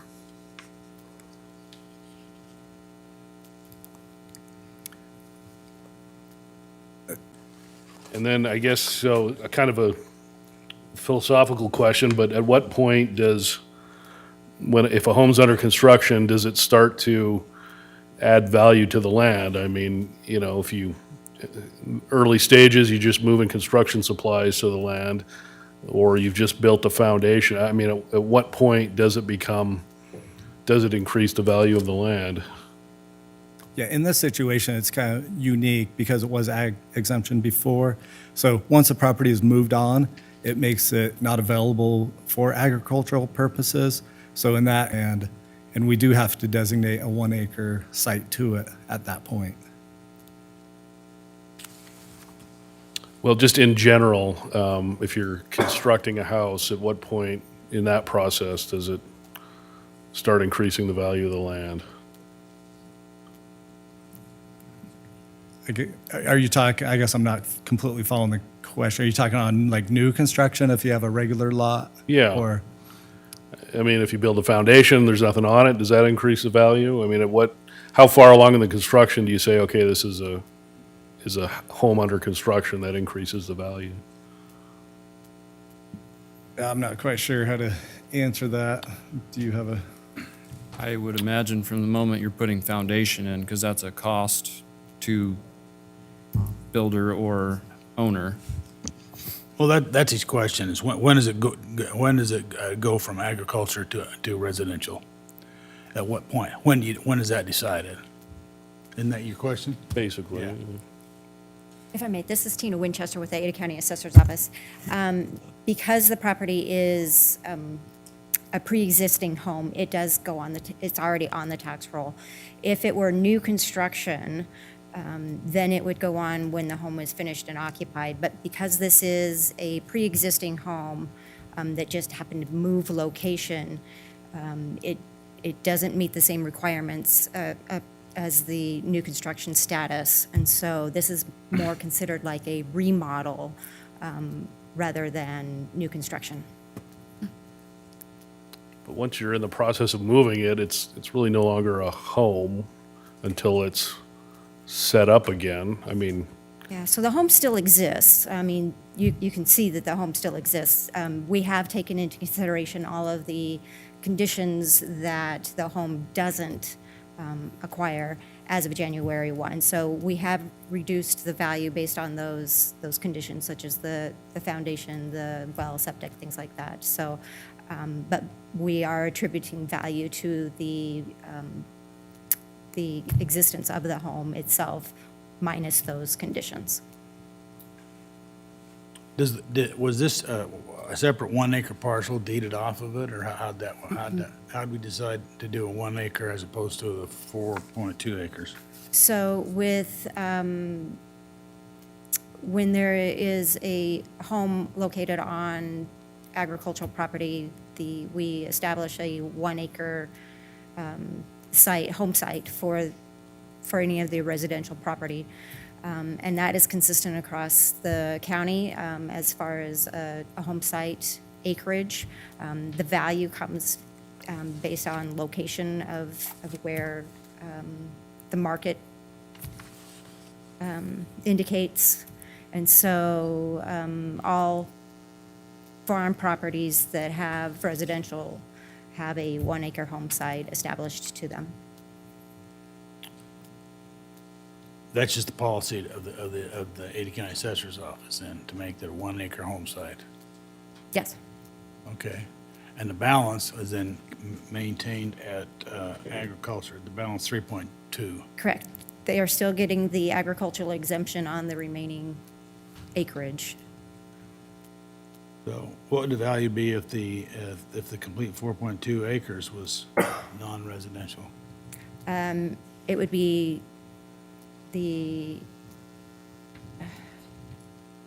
I don't have that figure. I'd have to consult with the agricultural. Right now we have the 3.2 acres assessed at 6.8 acres. So adding that additional 1 acre in there, I don't have that figure in front of me. Well, And I can answer that because in You'll my. you'll get a minute. Oh, okay, sorry. You'll get a minute in just a Sorry. second. And I guess this is the question, at least it's my question. At what point in time does the agriculture property convert to residential property for assessment purposes, does it have to do when the building permit was issued, or does it have to do when any new construction is started on it? I mean, just, is there a point in time when it actually, the use is changed for assessment purposes? So the, excuse me. The agricultural exemption is kind of tricky because the property, they're not technically farming on January 1, and so they tend to look at the farm exemption in March, April kind of timeframe to when they're establishing those. But because the home was Well, they have a whole there- criteria for establishing if it's an agriculture exemption, and that includes income and a few other things, which I'm sure this probably didn't qualify anyway. Right. In that matter, but it was assessed at agriculture purposes. It was prior, yes. So with the home being located on the property, taking up that 1 acre home site on January 1 is where we had to establish the 1 acre home site. So they are still continuing to get the agricultural exemption for the remainder of the acreage. It's just because the home was located on the property as of January 1, therefore they're not farming that property of that 1 acre.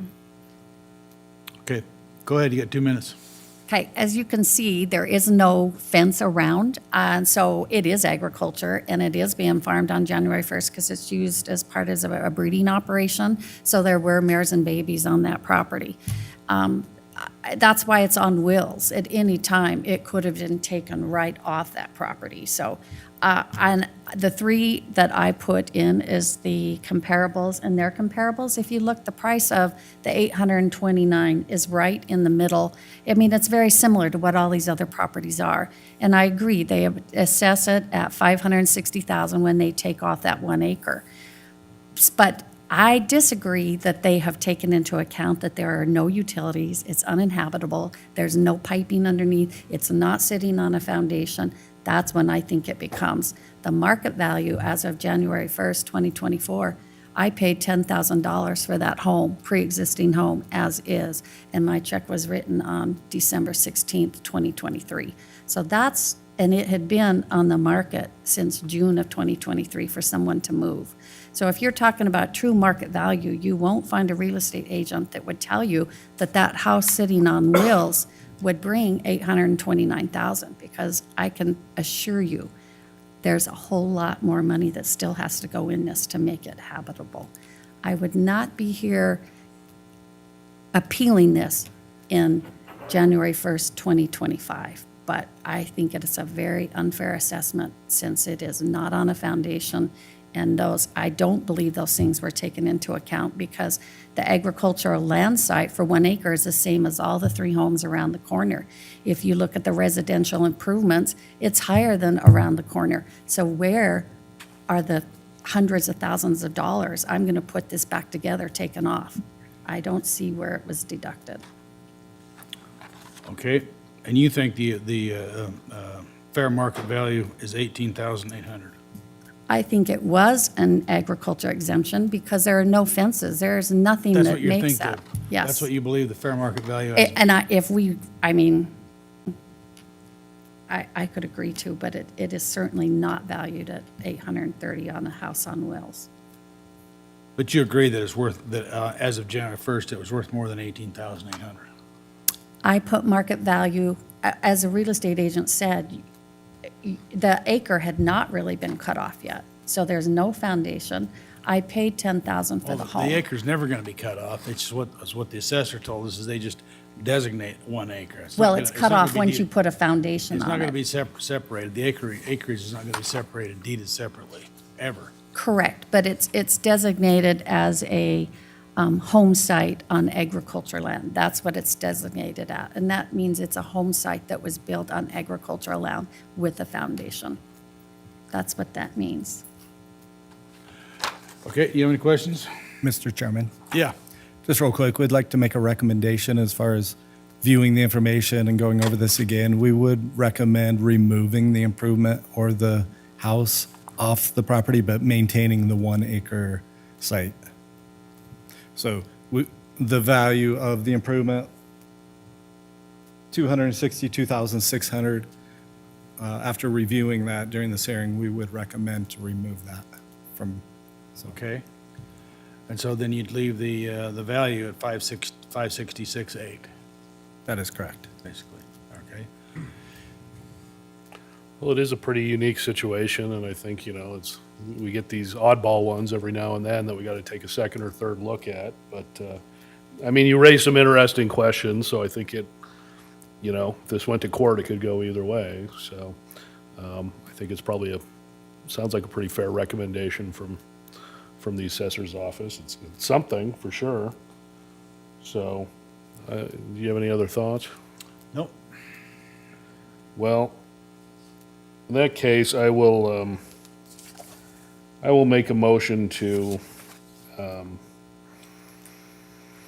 the Board of Commissioners, sitting as the Board of Equalization, accept the assessor's modification and modify the valuation of parcel number R812302038 to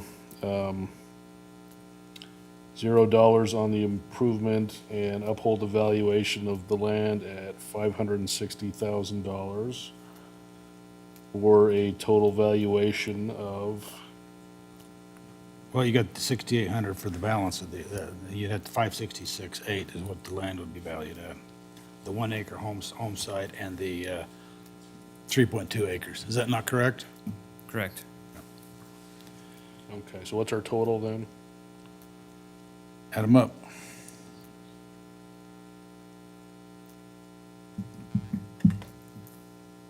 So we'll have the 566,800 on the land. Yeah, and that's what, and your recommendation is to leave off the improvement. And then we would have a $6,800 value on the ag remaining. Right, which would be 566.8, right? Is that not correct? Just a second, let's verify this. Why is the fives?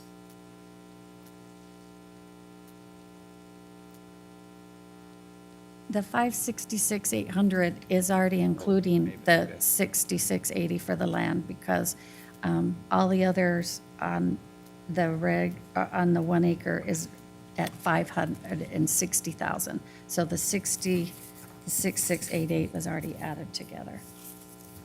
So your final numbers? 566,800. Yes. Okay, yep, Is That's that what you were correct. saying? yes. That's, So we're looking at the total valuation of 566,800. Both sides, is that what we're, Is that your motion? that's my motion. Okay, I'll second the motion. Any further discussion? Hearing none, all in favor, say aye. Aye. Aye. Motion carries. Thank you, ma'am. thank you. You got a big reduction. Okay. Next up, we have R922-774-0050, Cynthia Lubinsky. Yeah, that's, I'm her husband. I'm also on the property. So Okay. both of us are listed on the property as owners.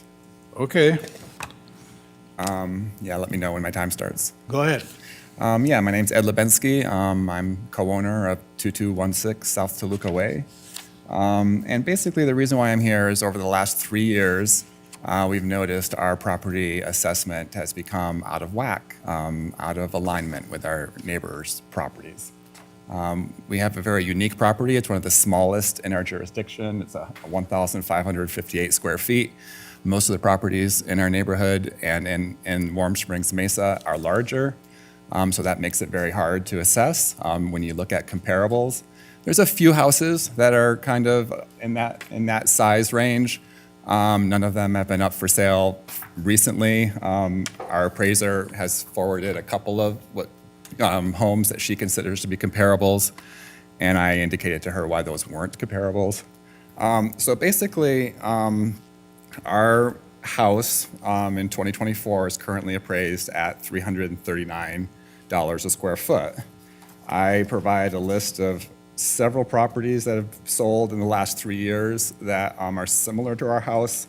They're significantly lower per square foot than our home. One is $283 a square foot, another $297 a square foot, another $286 a square foot, another $312 a square foot. So those are not insignificant differences. Those are very substantial differences in home valuation that lead to a very significant tax burden on us that isn't a tax burden that's shared on a fair and equitable basis with our neighbors.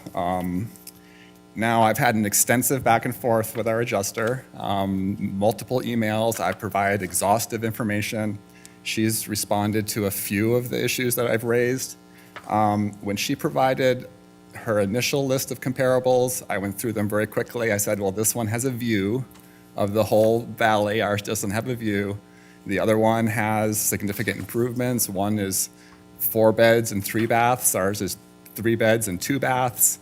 The other has solar panels. I mean, all of these houses that are being listed as comparables have significant improvements that our house doesn't have. Our house was built in 1976.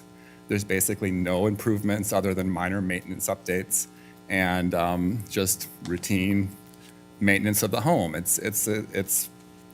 The condition of the home is very good, but it's got no updates to the kitchen, no significant updates to the bath. And when you look at the comparables that are sold in our jurisdiction, they have significant differences. They all have fully renovated bathrooms, fully renovated kitchens. They have pergolas on the outside. They have, solar panels. They have pools. And so I kind of went through every one of her examples and indicated why I didn't think that was a comparable home. If you could wrap it up, you'll get 2 minutes to. Yeah, I'm sorry about that. So, and the other area that makes our home very unique is that our backyard is not fully usable. I provided photos of that. There's a significant grade in the back of our house. About 25% of our backyard is usable land. Every other comparable that's been provided assumes that the full lot is usable land. Ours is not. So there's various reasons why it's been very hard to establish what the value of our home is. There is one property. Did you get a response from their office on these issues? I did, yeah. At one point, she wrote back to me saying, and I wanted to include this quote, "I will continue to look through sales within the area that are better matched to your property," and she didn't provide any. So she said she All right, promised a better Go ahead. match. You'll get.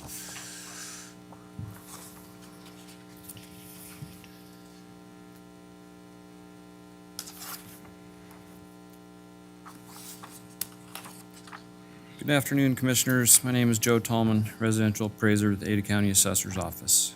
Subject property is located in Warm Springs Mesa subdivision in the foothills off Warm Spring Avenue. The subject property is a single-level home built in 1976 that has 1,558 square feet, which measures 3-bed, 2 baths, and has an attached 550 square foot garage. The home is of typical construction and average condition and is located on typical lot size for homes in the area. The subject's lot features a pond and waterfall which affords complete privacy from neighboring neighbors, according to the 2018 MLS listing. The subject was trended for the 2024 tax year and increased 8.18%, which is consistent with the immediate neighborhood. Page 2 are the results of the mass appraisal defense for the subject's area. If you turn to page 3 in your materials, you will see 3 comparable sales that support the current assessed value. All comparables used are similar to the subject in age, physical characteristics, and bracket the subject in size. The sales were adjusted for size, characteristics, view aspects, interior remodels, and market appreciation that occurred since the respective sales dates. The comparable sales has an adjusted sale price range of $562,600 to $628,900, with comparable 1 being the most heavily weighted sale given as the most similar in square footage and effective age. Page 4 is a map showing the subject's property location in relation to the comparable sales. Page 5 is a land equity map showing the subject property highlighted in red. As you can see, the subject's lot valuation is fair and equitable within the subdivision. The varying lot valuations from parcel to parcel within a subdivision can be due to a myriad of factors such as overall lot size, usability, view aspects, and easements. The subject's lot slope and topography is typical for the neighborhood. Page 6 is an aerial depiction of the subject property. I'd just also like to point out that price per square foot is simply a product of our valuation and should not be considered the basis for our valuations. Okay. Any questions? So he mentioned that he felt his home didn't have the same views or amenities or improvements as some of the, I can't remember if he said your neighbor's houses are the comps? Was it All of them. all of them? Ours is priced at the highest value in the neighborhood is any home. So he said he sent you some of those things to consider. Were those taken into consideration? Because he feels he didn't get a response to those. I believe those were taken into consideration, but I would have to get back to you on that to be sure. Okay, go ahead, you got 2 minutes. Yeah, our appraiser said that she did take that into consideration, but there was no description of how she did that, and I specifically requested one. She didn't provide it. On the 3 homes that are listed as comparables up here, if you could go back to that slide, it might help to describe it. The one on the left, which you think is most comparable, has solar panels, it has hardwood flooring that ours doesn't have, it has an updated kitchen, it has an updated bath, it has a pergola over the patio, it has a fully usable backyard, and has a premium brick construction that ours doesn't have. The middle home is significantly different from our home. It's got a gigantic pool in the back, that's a luxury pool. It's got premium brick construction, it's got a large garage with 2 separate doors, it's got hardwood throughout, it's got a modern kitchen, it's got an outdoor jacuzzi, it's got a sophisticated patio, and it's got a fully usable yard. The last one should not even be on the list. It's constructed in 1987. That's not a comparable home. That's 12 years younger than our home. By coincidence, that home proves my point because that home is assessed at a lower valuation than our home. So it's 12 years younger. It also has a large garage. It has hardwood floors that ours doesn't have, a spacious kitchen, updated bathroom, fully usable yard, a gigantic patio. And so if you're going to use that house as a comparable, I have no, on a fair and equitable basis, our home should be priced below that home, not above it. So I think that kind of proves my point. So that's kind of why this is challenging to do for my home, because there's few sales in our jurisdiction of homes that are similar to my own in design and the amenities that are in it, the build construction, and the size. So I raised those points with her, and she just, in general way, said we think it's appraised accurately without providing too many specifics. Okay. You suggest that you believe that your home full market value as of January 1st is $508,344? And that the reason why I'm using that number, and I do think that's still a high number, it's still higher than a lot of my neighbors, but there's one home on our street that's identical to our home. It's the exact same architectural design as ours. For some reason, it's 14 extra square feet. I have no explanation for that. It's the exact same condition as our home. No updates to the bath, no updates to the kitchen. So I'm using that home as a template, as a comparable to our home, because it's identical to our home in every single way, and it's appraised at a lower value than my home is. I raised that with the appraiser. She said the main reason for that is the land. It's got a slightly smaller footprint, slightly smaller acreage than my property. And then I raised to her the issue of the usability of our land, the backyard. I can show you where the usability ends on one of those photos. I've indicated it with hash marks on that photo. So I would think that in terms of usability, our land actually has less usable land than our neighbor's property, which I'm using as a template for our assessment. But I do understand that just as a raw number, our neighbor's property does have less land than our land. But when usability is considered, they're very comparable. So it's a minor adjustment, you know. It does reference a property in our neighborhood, which has already been appraised. It hasn't recently sold, so that's kind of a challenge from the way that you do your work. But I would be comfortable having that home be, having our home be assessed in comparison to that home on a like-for-like basis. Okay, any questions? So this is a picture of your backyard? Yeah, yeah, all those rocks back there, there's no way to build or do anything. Well, it's kind of an impressive view, isn't it? It does create that sense of privacy. The pond is no longer there. But it's actually kind of, I mean, I have an 8-year-old daughter. It's kind of created challenges for us to like indicate where she can go, where she can't go. So there's limitations and advantages. But as far as marketability is concerned, most people want to be able to put an outbuilding somewhere. They want to be able to put a patio somewhere. You aren't able to do that on any of that land. That doesn't take long to mow it. Whether that equates to a $20,000 tax price. And so unless you tell us, well, and have a professional tell us, well, this one's got hardwood floors and this one doesn't, and a professional says this is how much value it is, I can't determine that. We have to, and nor would an appraiser. Appraiser would get a professional to say, we'll have to adjust it based on this amount. And so those kind of things are really difficult for us to do. And you've only asked for About 20. 3.9%. Yeah, right. At 3.9%, and appraisals are not perfect. It's not an exact science. Yeah. And so unless we see compelling evidence to the contrary, we typically do what our assessor has done. I haven't seen any compelling evidence unless my colleague has. Well, I mean, that's because I'm trying to be moderate. I'm trying to be reasonable in my recommendation of a number. And that's the reason why that's only 9.3%. If you compare it to the home that sold it's 3.9%. There was one home that sold 2 houses down from us that has a per square foot valuation of $189 per square foot, which is significantly different from ours. That has all kinds of modern updates. It's a little bit larger than ours. They aren't, it's not totally identical, but that valuation is a material difference that's very significant. So I'm trying to kind of split the difference and kind of create a number that's reasonable from my vantage point, that's reasonable for their vantage point, try to create a win-win for me, for you, and to kind of get my property more in line to what's fair and equitable for the neighborhood.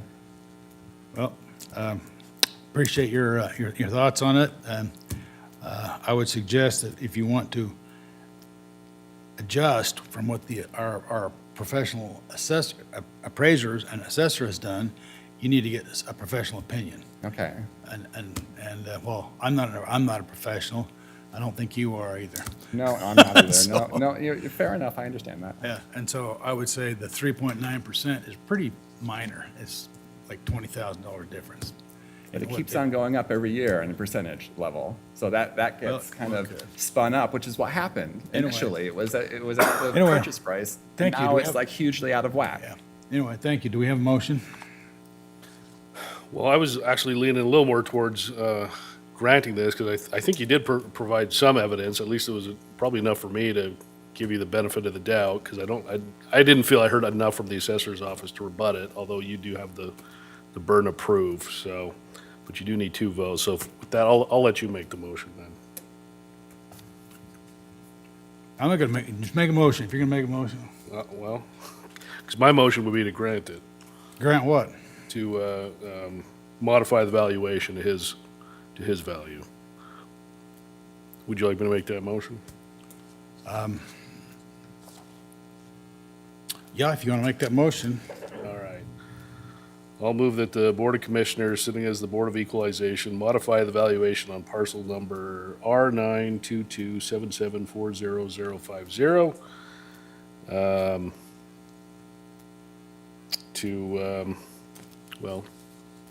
would be to the appellant's valuation of $508,344. Okay, I haven't seen enough evidence for that, so I won't second that motion. So it looks like we're kind of stuck on it. We'll have to wait till we get another vote up here. Thank you. Well, if my motion fails, then isn't theirs granted? What's that? Because he has the burden of proof, so wouldn't theirs be upheld if? We'd have to make a motion on it. If you want me to make a motion, I'll make a motion we uphold the assessor's valuation. All right, I'll second that. Okay. All right, you've heard the motion. All in favor, say aye. Aye. Aye. Thank you. Means it wasn't granted, right? That's right. Okay. But you can take your evidence to the Board of Tax Appeals, and they'll give it they can have a better consideration than we have time for here. so. Right, well, I wish another member would be present, but thank you so much for your time. Thank you. We'll see you next year. Probably wouldn't have helped you, though. I'll be honest with you. You probably would have got 2 no votes. I do appreciate you. Okay. Thank you. Okay, we will now take up R211-5100240.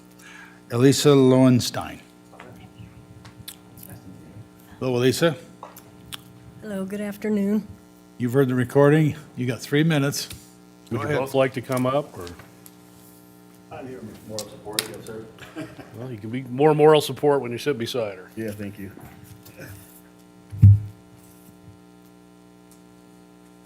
Thank you for giving me this opportunity to express my concern about my property assessment value for 10959 West Wild Rose Court, assessed at $320,000. The first thing I'm going to direct your attention to is an email between myself and Ms. Kirshner. I provided 3 properties, and she provided 3 properties for comparison. I do want you to note that in those comparison, 5 of those properties have lower assessed value than my property, and that I did want to point out that there are 5 properties that are in the map area provided by Ms. Kirscher. As far as my property, 10959 West Wild Rose, in 2022-23, I saw a increase, on 2022-23, my property value decreased by $25,900. As you consider that, I want you to look at the property at 4070 North Linda Vista, which is of similar footprint and floor plan to mine. I want you to notice that they had 2 years of reductions for a total reduction on that property of $46,000. Also, the property at 2731 North Welford Place had a 2-year reduction in their assessed value for a total reduction in assessment of $58,700. In the comparables that Ms. Kirshner provided, 10735 West Ripley, that is assessed at $297,700 and is 1,172 square feet. Mine is assessed at $320,000 and is 936 square feet. In summary, I find unfair that my assessed value is higher than other comparable properties in my area. I've lived in my house for 10 years. And the pictures of the properties that I have provided show that these properties have extensive interior remodeling. And my property was remodeled when I initially purchased the property, but has not received any remodeling other than maintenance upgrades since then. And I, as the last witness, I am also very concerned that my property taxes just keep going up, and that becomes a concern when you're already at the top level and you look around at your neighbors and you feel like, who did I make angry to get me at the top? One of the few instances in the world where you don't want to be number one.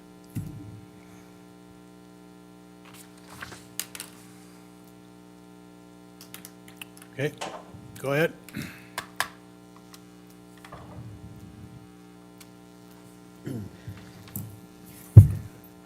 Thank you. Oh, yeah, I have that. Thank you. West Boise. Subject property is a single-level home with 936 square feet. The home is of typical construction, was updated in 2015, and is located on a typical lot size for homes in the area. The subject was trended for the 2024 tax year and increased 6.17%, which is consistent with the immediate neighbor. In regard to those particular homes mentioned, they were remodeled after their reappraisal year. These properties were trended for 2024, and their remodels will be picked up in the next reappraisal cycle. Their sales prices are close to and higher than the subject's assessed value. Also mentioned was the direct neighbor's assessed value, 10951 Wild Rose, which is assessed at $300,300. Property owner has lived in the home since 1986 and condition is unknown. The other, located at 10967 Wild Rose, has an assessed value of $338,700. It has been remodeled and condition is known. Page 2 are the results of the mass appraisal defense for the subject area.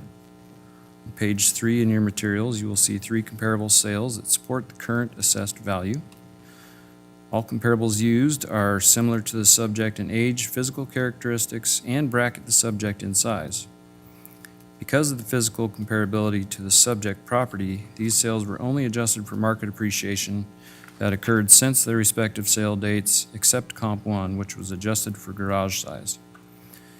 Comparable sales have an adjusted sales price range of $328,500 to $383,700, with comparable 1 being the most heavily weighted sale given its closeness and overall square footage.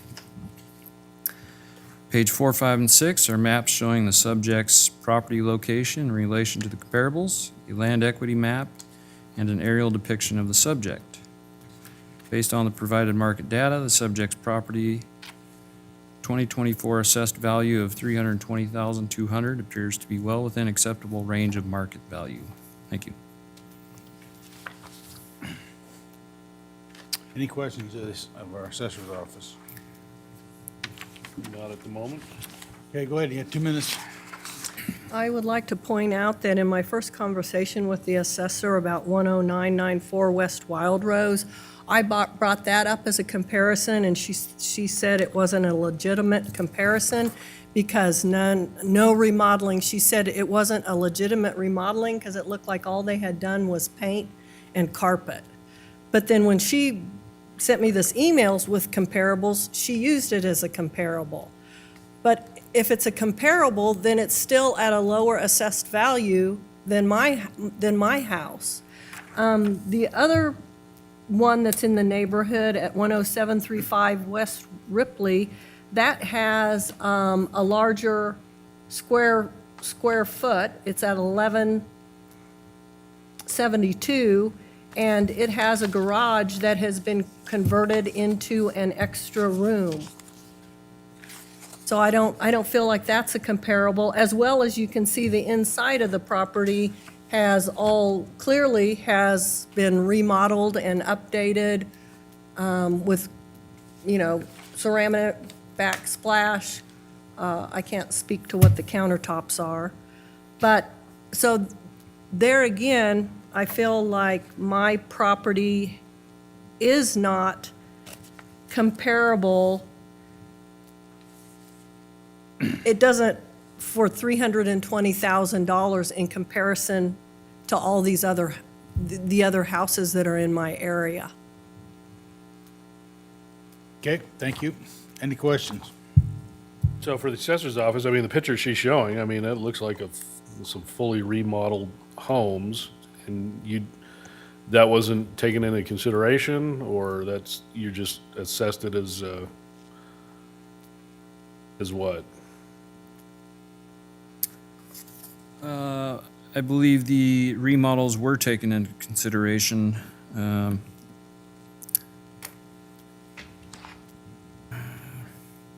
At least the one property that we had known of the remodel, there was one used that we do not know the condition.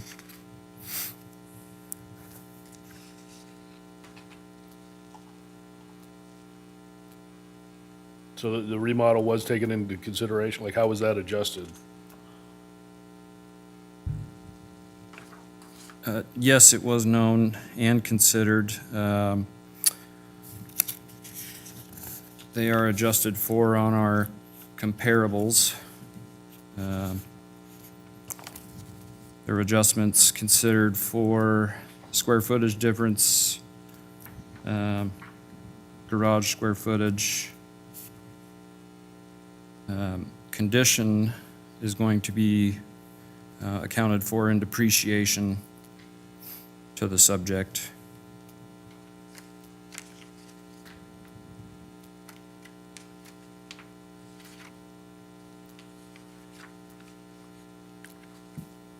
Okay. I mean, I'm just looking at it thinking, well, I mean, she makes a good point. If you're looking at this, it looks like a brand-new house, but it's less than hers, even if the square footage is a little less. I mean, I would probably value a remodel higher than a little extra square footage. How does your office look at that? Yeah, I can't speak to these specifically. I would have to get back to you on that.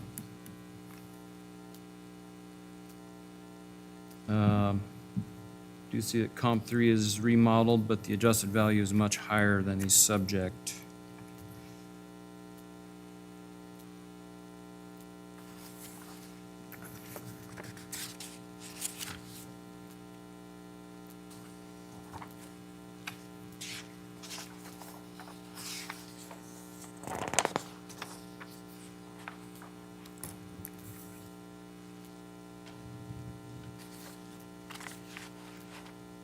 So to the appellant there, the pictures you provided, let's see, are those from the comps or were those your own comps? I provided pictures. These are pictures off of Zillow, and these are the properties that she has there. I provided interior pictures of each of those properties that she has as her comps. So for, So what's 4070 North Linda Vista?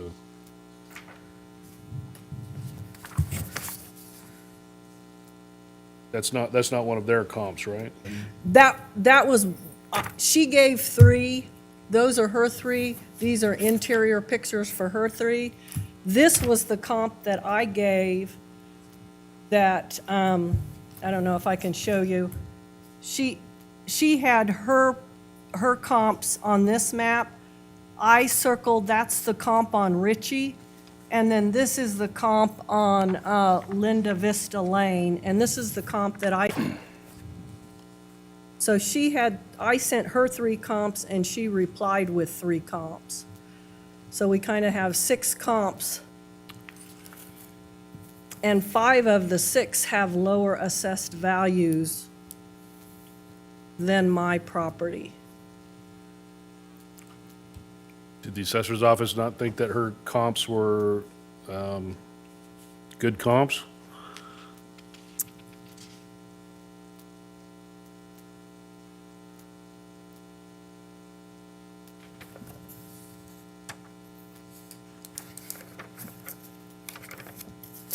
Notes I have here is the comps provided were not in the subject subdivision, and all remodels done after reappraisal, so we're not picked up in the trends.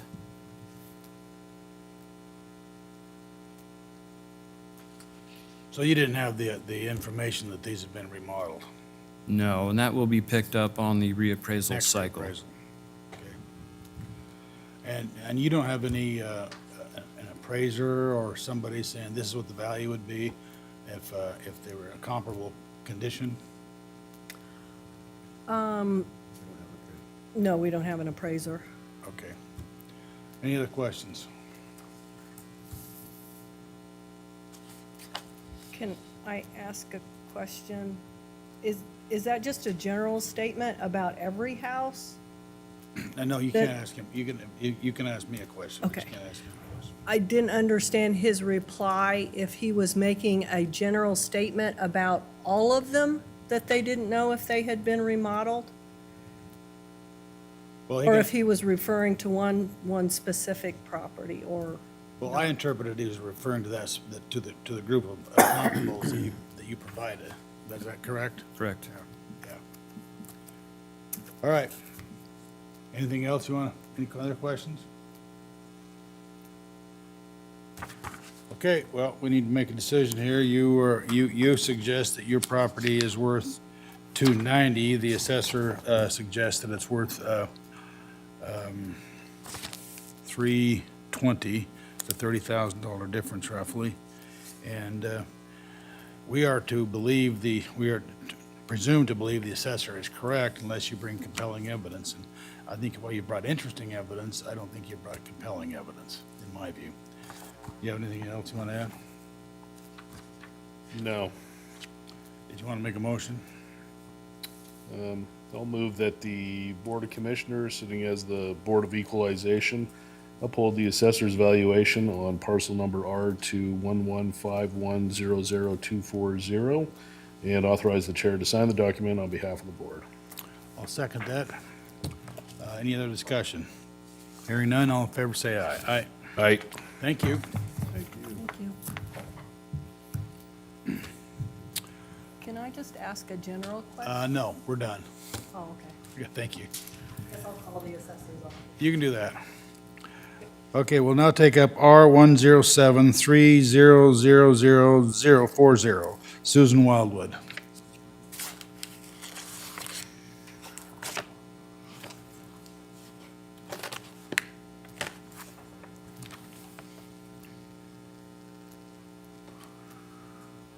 Oh, gee, this is weird.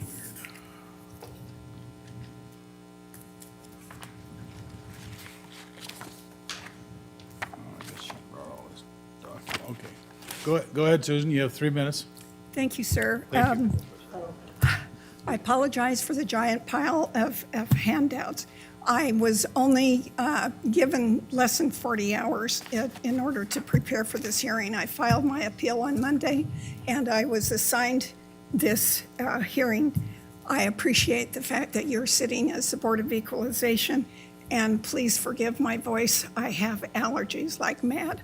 I might add that we are constrained by Idaho law. That's the reason we have to do this pretty compressed. Idaho law says we have to have it done in a certain amount of time. Right, right. The photograph shows you the neighborhood that we're appraising. The main issue for this appeal is that the valuation that was put on this house is extremely high. It has gone from roughly a 15% increase to a 24% increase to a 19% increase to a reduced 19% increase to an increased 19% increase. I provided you the assessment notices and for all the surrounding properties. There are 2 houses that have not sold in the immediate past that are exactly the same floor plan. They have the same size lot. That would be the properties on Monte Vista. And the assessor has provided a new comparable to me in the hearing packet that I was sent for 2960 South Apple Street, showing that the assessed value is $613,000. That property was only subject to an increase from last year of $15,000. I put on my appeal that I would be happy with an assessed value of $525,000, which would accommodate the exact dollar increase from the property listed on Apple Street. That property is larger. But I have 1/3 of an acre. That property is 1/2 an acre. It has 6 bedrooms and 2 baths. It also has a freestanding shop. There is another property that has not sold in the distant past, in the distant future and past, and it's on, 2923 South Holden. That property has a pool. It is the only other property in the neighborhood that has a pool that is shown on the photograph as having a pool. That property has the same size, virtually the same size lot. It has a pool. It has a garage that's nearly 400 square feet larger than mine, and it is also a split level entry. The house, the actual residential portion of the house is slightly smaller, 300 square feet smaller. But the assessed value on that property is $554,000 for this year. In any event, the assessed value is higher than it should be for the neighborhood for my particular property, given the recent sale down within a few blocks of my subdivision, which is far closer than the other comps. Thank you, Mr. Chairman. Thank you, thank you. Okay, go ahead.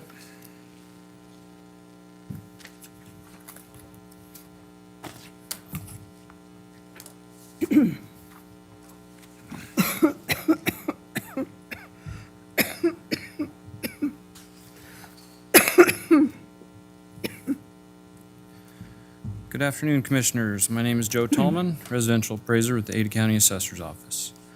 Subject property is located in the Brentwood subdivision off East Boise Avenue in southeast Boise. Subject property is a split entry home built in 1975, has 2,432 square feet. The home is of typical construction and condition and is located in a typical lot size for homes in the area. The subject was trended for the 2024 tax year and increased 19.26%, which is consistent with the immediate neighborhood. While the assessor's office does agree with the appellant that there has not been major growth in this area recently, it was apparent that the assessed values needed to be increased in order to stay within range of market value. Page 2 are the results of the mass appraisal defense for the subject's area. Page 3 in your materials, you will see 3 comparable sales that support the current assessed value. All comparables used are similar to the average, fireplace count, and pool and sunroom square footage. Comparable sales have an adjusted sale price range of $567,300 to $613,500. Page 4, 5, and 6 are maps showing the subject property location in relation to the comparables, a land equity map, and an aerial depiction of the subject. Value for the pool, as indicated by information provided by the appellant, further supports the current assessed value. Based on the provided market data, the subject's property of 2024 assessed value of $603,700 appears to be well within acceptable range of market value. Thank you. Okay, thank you. I have 2 minutes, ma'am. Yes, thank you. The reason I included the swimming pool information is that pool was constructed in 1987 with the last earthquake. I now have raised decks. The only thing I can do to fix what happened to the pool in the earthquake is to have it jackhammered out and filled. That would cost me $60,000 over and above what this property is. And my insurance policy has an increased amount of $123 a year just for the pool alone. The swimming pool itself and the 3-car garage is not a reason to increase the value. Swimming pools can only be used in Idaho roughly 2, maybe 3 months out of the year. It's a liability. It requires fencing. Insurance costs are higher, and the liability. I have to keep my backyard locked 24 hours a day because of that swimming pool. So I included it showing what the cost would be if I have to do anything with that pool. The comparables that have been included are slightly different than the house. It's been adjusted, but the last one on Apple would be the closest, as I indicated. The material from the Board of Realtors shows that this has been a flat area, that in fact prices have gone down 5 to 9% overall, and so the market is flat. If the market is flat, there is no reason to go in and reassess with a 19% increase. It flies in the face of the market information that's available from the Ada County Board of Realtors for all these areas. As I said before, I would be happy with an appraisal, an assessed value of $525,000, which would be more consistent with the property on South Apple Street. Again, it's a significantly larger property. It has more bedrooms, and it has a freestanding shop. And with that, I would thank you again for your attention, gentlemen. Thank you. Thank you. Any questions? You have any questions? So the biggest issue you have is that the pool, which has to be repaired or replaced, would be, so it's kind of a $60,000 liability you're looking at? Yes, sir. And you think that's what should adjust everything downward? Well, not only that, sir, the property, if you look at the third comparable, 613.5, it came down from 660. I said that I'd be happy if you increased mine, the same difference that increased for that property last year to this. I'm not saying that there has been no value in the last year, but the value is not 19%, especially based on what Ada County Board of Realtors has said, with a loss of 5 to 9% in the market. So that increase of $15,000 hard dollars, I would not have any objection to. But the increased cost of what I got, this property has not been remodeled. The property on Apple Street was remodeled. When I bought the house, I didn't bring the photographs. I didn't want to bore you with that, but it had extreme difficulties. I had the assessor's office come into the home and look at what we were facing. The plumbing had not been glued. We had to take out the concrete floor, slab on grade downstairs. Everything had been leaking. There were cracks in the foundation. I have brought the house up to a value. I have not done any remodeling. The house on Apple Street was remodeled, and the property down the street also has a pool, same size lot, and the assessed value is significantly lower. So I would again ask for your consideration to set the assessed value of the property at $525,000. Thank you, sir. Okay, thank you. Any questions? How does the assessor's office take the pool into consideration that it needs to be repaired or replaced? We were not made aware of that condition. We would be happy to make adjustments for that. We did offer inspection. I just don't think we got a response on that. I never received any request for an inspection. Okay, what kind of adjustment would you make for a pool that is not usable? Or do you Sir, need may some I would like to clarify, the pool is usable. What I was told, in order to bring it to a non-liability standpoint, I have cement blocks I have tripped over myself and nearly fallen in the pool. It's a vinyl cover. It has been wrinkled because of the earthquake. I would have somewhere around $5,000 to $15,000 to replace just the liner of the pool. And if I elect not to replace the concrete blocks, until we take the vinyl liner out, we have no idea if the interior of the pool has been damaged. That's why I said the increase, it would not be 60, the 60,000 would be if I had to start from scratch, not if I was going to make the repairs that the pool guy All right, what kind of suggested. adjustment are you proposing? We have a nominal amount for swimming pools of about $10,000. So you would suggest that in this instance, you could reduce the assessed value by 10,000? Correct. Okay, based on the condition, then, okay. Anything else? I think that was it. Okay. All right, then I'll need a motion.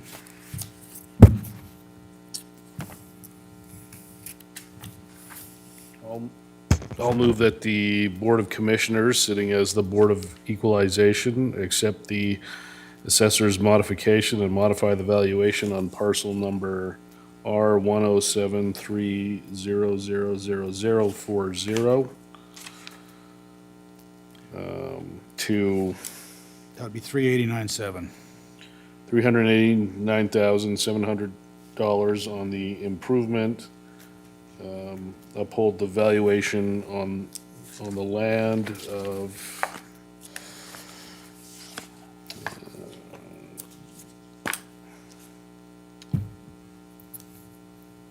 $204,000 Yep. for a total valuation of 6037 minus 10. Yes. and authorize the chair to sign the documents on behalf of the board. Okay, I will second the motion. All in favor, say aye. Aye. Aye. Motion carries. Thank you, ma'am. Thank you.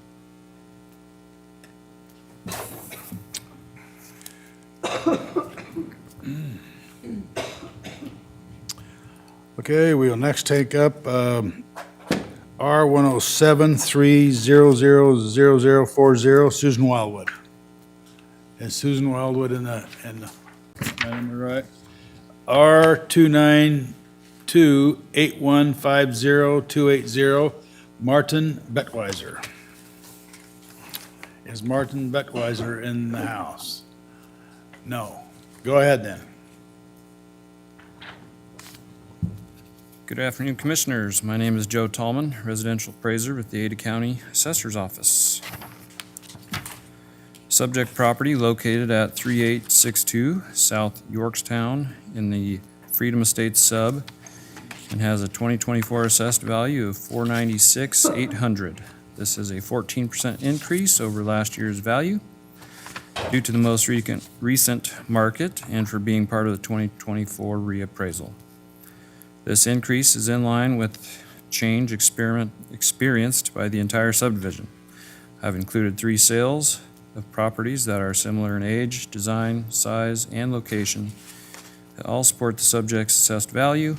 I'm happy to answer any questions you may have about either the subject property or comparable sales. Thank you. Any questions? Any questions? Let's see. Well, let's see. The appellant wrote he won't be available out of state from June 25th to July 1st. What's the date today? Okay. So this, 24th today. oh, so he should have, No, it's not 24th. What is it? It's 25th. okay. Let's see. This one's come No, before it's us 26th. Today is 26th. several times, and I remember the previous hearing, at least one of them, where I tried to go to heroic lengths to resolve this for this individual and wasn't successful. But he had refused inspection from the assessor's office to come take a look at the property. Has any inspection been done this year on the property, or was any opportunity given? Opportunity's been offered many times with no result. Okay. And I'm not seeing a lot of evidence submitted other than a statement that there's no basis for a 12% increase in property valuation when 90% of property valuation increase 17 to 3%, like, or 1 to 3%. You have a response to that? I'm not sure where he's getting that information, although that may be an average or median, but, that's a midway point. You're gonna have stuff that's going to move much lower than that, and you're gonna have stuff that's gonna move much higher than that. So. Any other questions? No. And again, there doesn't really appear to be any evidence submitted, so I'm ready to make a motion. Okay. I'll accept your motion. I'll move that the Board of Commissioners, sitting as the Board of Equalization, uphold the assessor's valuation on parcel number R2928150,280 and authorize the chairman to sign the documents on behalf of the board. Okay, I'll second the motion. Any further discussion?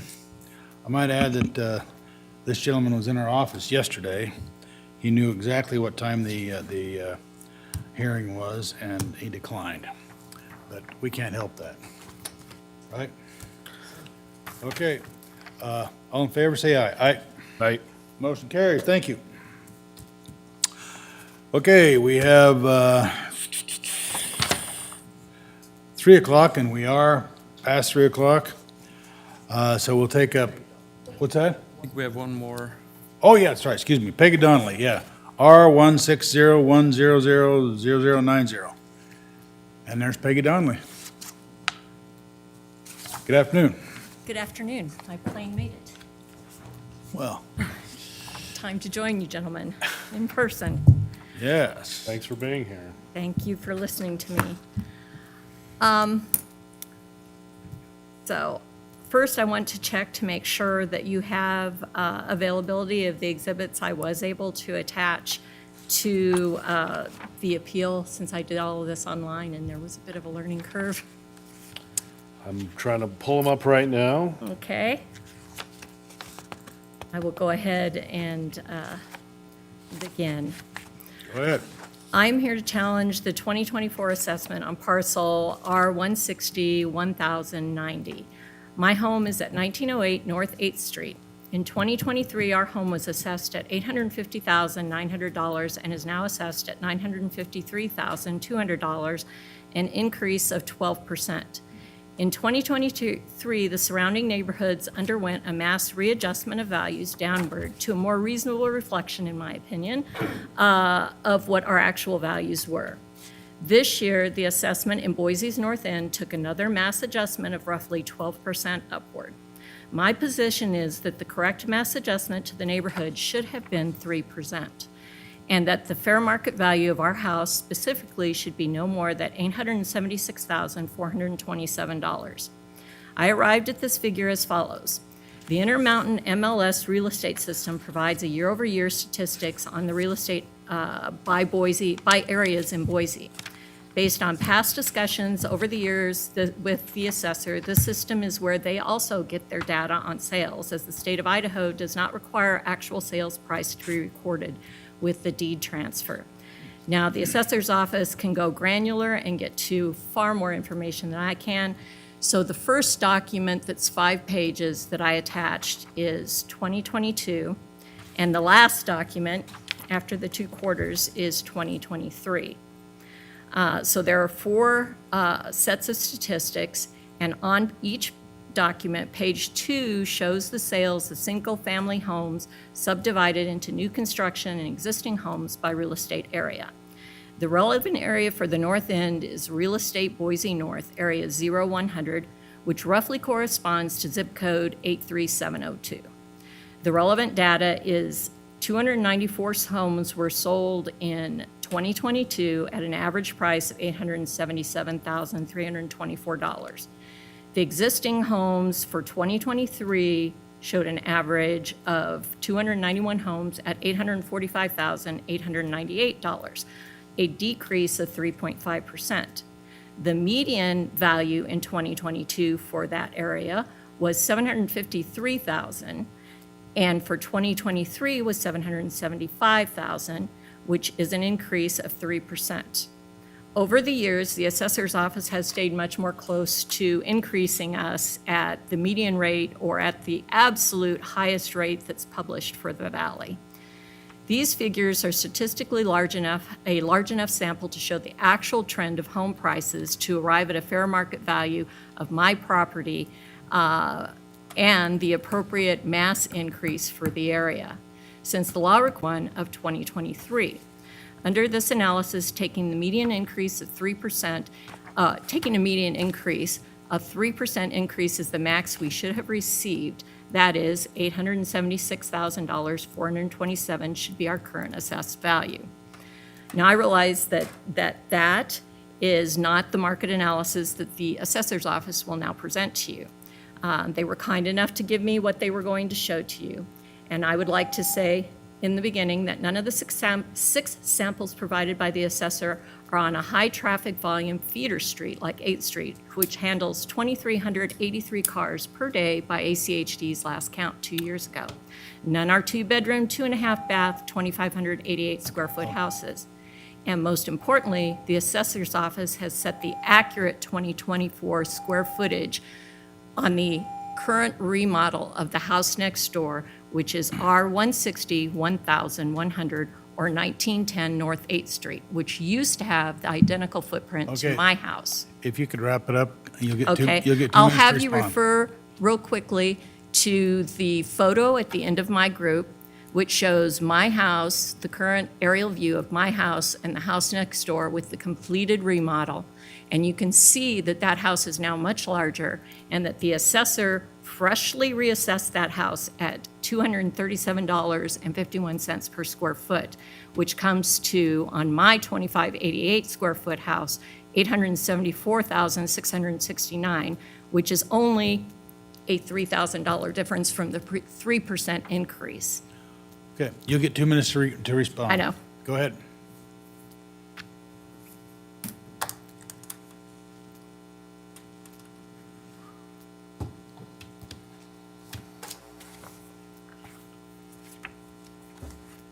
I have those on.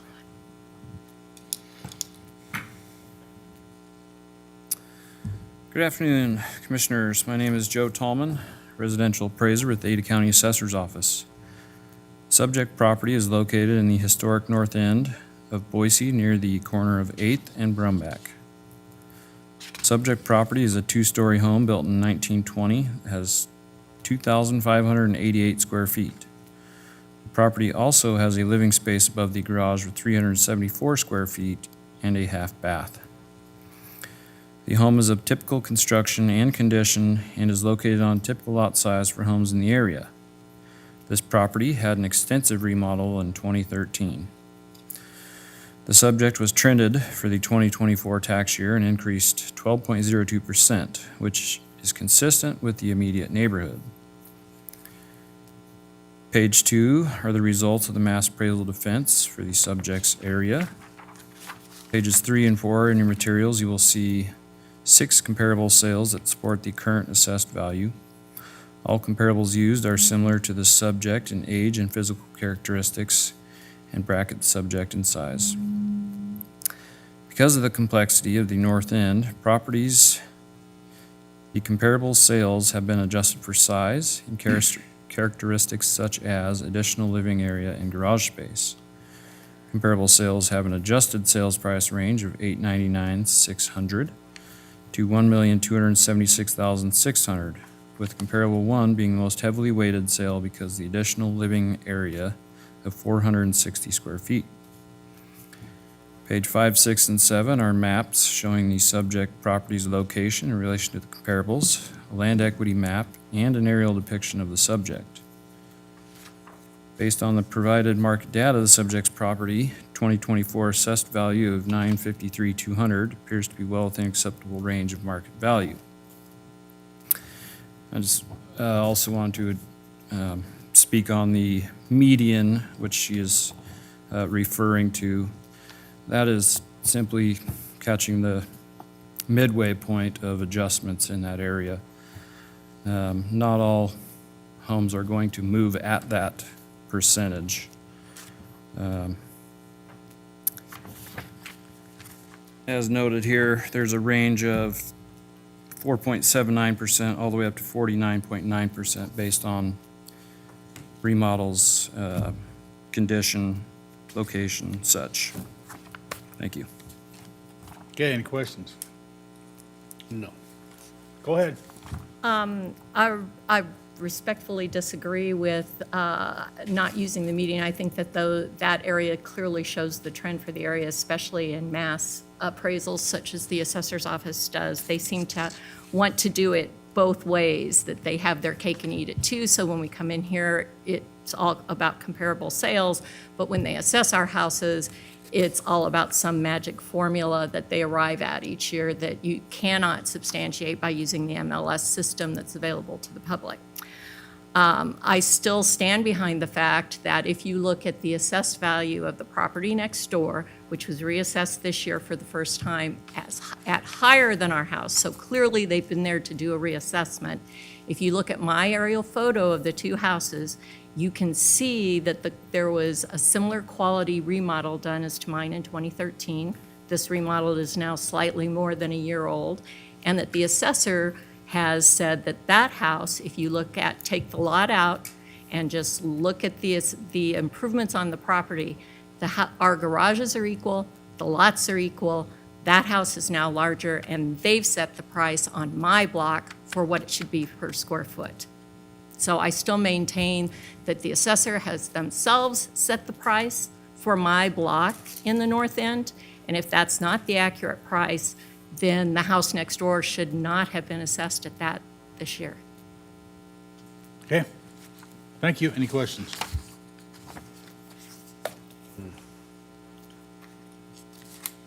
So it sounds like fundamentally you're challenging the methodology that they use. Correct. It Which seems is- rather arbitrary and capricious over the years.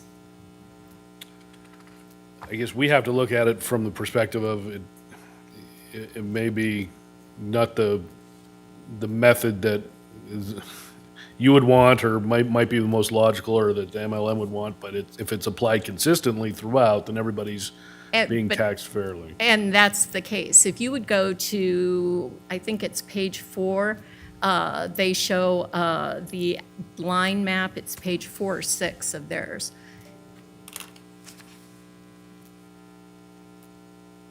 Keep going, I think, or 5, try 5 and 6. Oh, 6. Okay.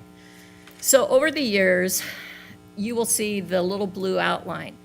Where you see the little blue outline between 2017 and now I did not bring all this data with me, and then the brand-new subdivision that has Mesa houses in that little blue box, 19%, 25%, while the same methodology was supposedly being applied across the neighborhood, but these houses on West Mesa Grande were going up 5% and 6% a year. So not all of that is here with me today, and I guess my final point, or my final position is if they can't explain why they reassessed the house next door at the square footage that they did, and now are claiming that my house is worth more per square foot than why actually appraised. On the earlier people that were here, they argued, well, that house was remodeled, but it's not up for a reevaluation yet. They didn't make that argument on this one, and that's why I feel I should be the same square foot value as the newly remodeled. Upholds your valuation? Nope, Okay, they're the professionals. They did the house next door. right. Okay, any further questions? Can the assessor's office respond to the difference between her and her neighbor's assessment there and why that would be different? I'm not totally sure, but it looks like the remodel was 2024. If you go into the building permit, they were given an occupancy permit in March of '23. May I speak to this, please? Sure. Okay, this is Erin Brady. I'm the Appraisal Division Supervisor. The difference between the remodels that were referenced in the sales in the prior hearing versus this one, the neighbor had a building permit pulled. So when building permits are issued, we follow up on those because we get those. Not all remodels are done with permits. If it's not done with a permit, we don't get those. So those aren't picked up until the reappraisal cycle. This was a fully permitted remodel. Yes, yes, correct. So that's why this property, the neighboring property, the remodel was picked up is because it was permitted and we were aware of it. If it's not permitted and we aren't aware of it, we don't pick those up until the reappraisal year subsequent to the sale. That still doesn't explain why my house is $30 more per square foot on an 11-year-old remodel. Yelena, could you pull up the neighboring property? 1910 North 8th Street. Would you pull up the characteristics, please? You haven't updated these unless your system is further along than the public system. Is the square footage relative to the subject property?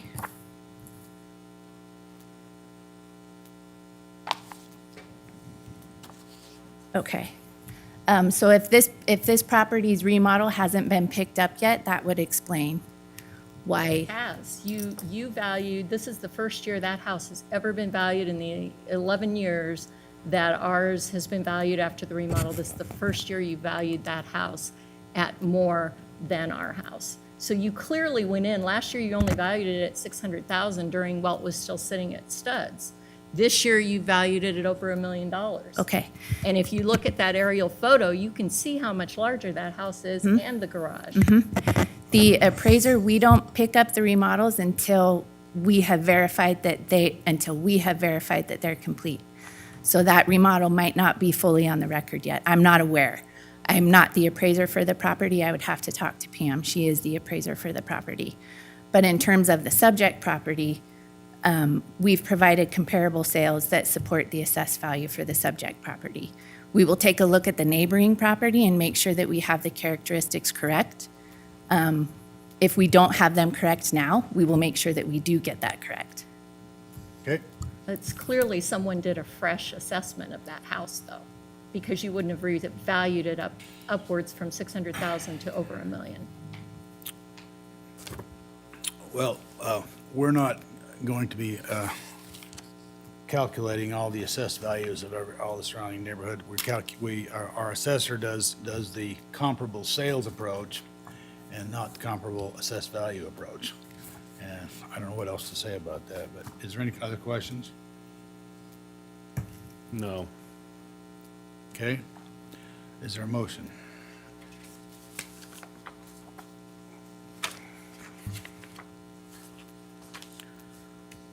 I move that the Board of Commissioners, sitting as the Board of Equalization, uphold the assessor's valuation on parcel number R16010000090 and authorize the chairman to sign the document on behalf of the board. Okay, I'll second the motion. Any further discussion? No, all in favor, say aye. Aye. Aye. Thank you. Thank you.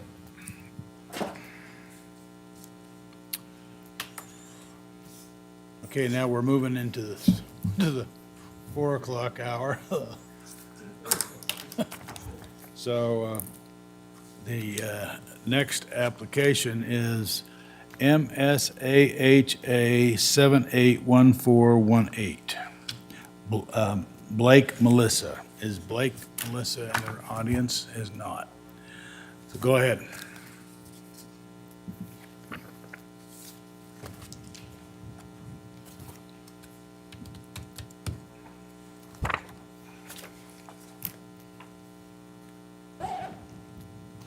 Oh, it's a mobile home.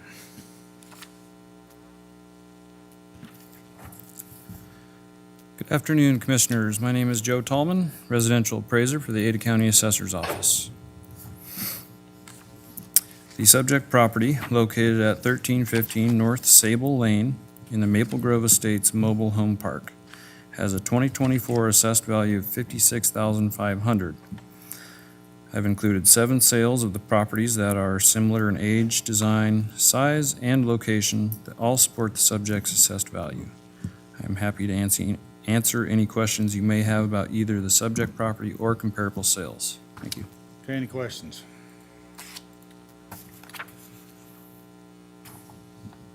I would suggest that this is a substantial increase, but I'm aware that there's been a huge increase in valuation of these mobile homes, and you may have missed it last year. There was some significant remodels done to this prior to. Is that what it was? Yep. Okay. Okay, any other questions? Well, no, I'm just looking at the appellant's filing here, and there doesn't really seem to be any evidence attached, just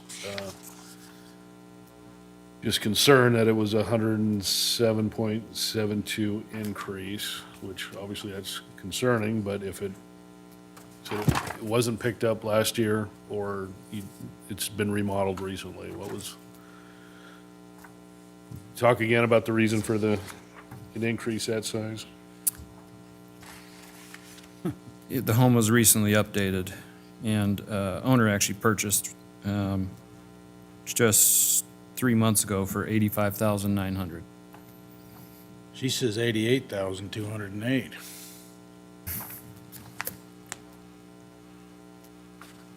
On her form.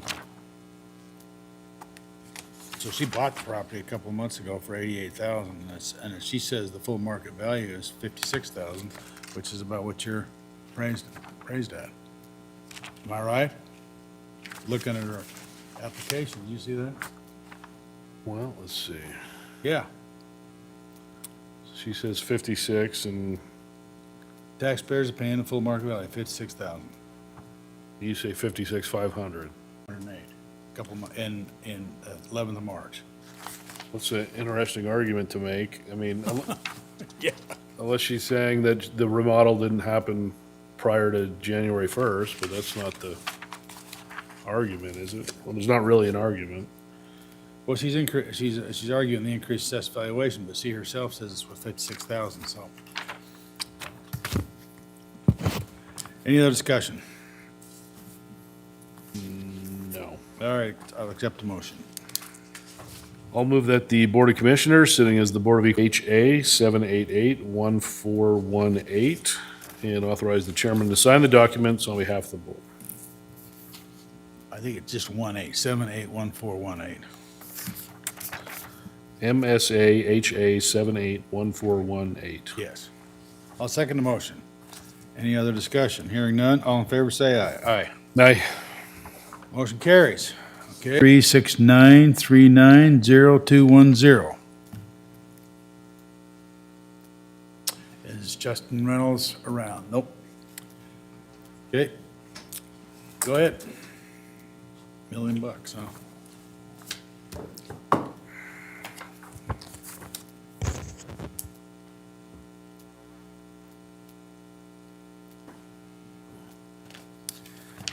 Good afternoon, Commissioners. My name is Joe Tallman, residential appraiser with the Ada County Assessor's Office.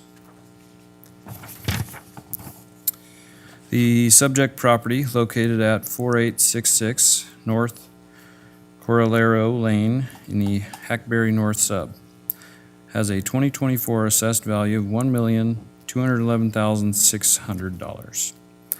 This is a 8.66% increase over last year's value. This increase is in line with the average change experienced by the entire subdivision. I have included 3 sales of properties that are all within the subject subdivision and similar in age, design, size, and location, and that all support the subject's assessed value. The sale included by the appellant in their appeal indicated that finishing touches to be done by the buyer: paint, floor coverings, trim, light fixtures, and landscaping, and therefore sold at a price indicative of that additional cost to the buyer. I'm happy to answer any questions you may have about either the subject property or comparable sales. Thank you. All right, any questions? Any questions?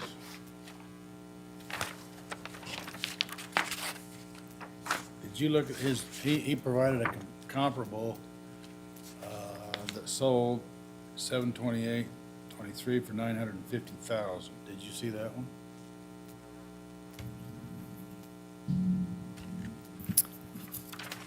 That was the one that I just spoke to. Well, that's in your package here. It was unfinished. Oh, it's well, that makes a difference. Okay. All right, any questions? No. Okay, I don't have any questions. I'll accept the motion. I'll move that the Board of Commissioners, sitting as the Board of Equalization, uphold the assessor's valuation on parcel number R3369390210, and authorize the chairman to sign the document on behalf of the board. Okay, I'll second the motion. Any further discussion? All in favor, say aye. Aye. Aye. Motion carries. Now we have a few cleanup motions to make. Go ahead.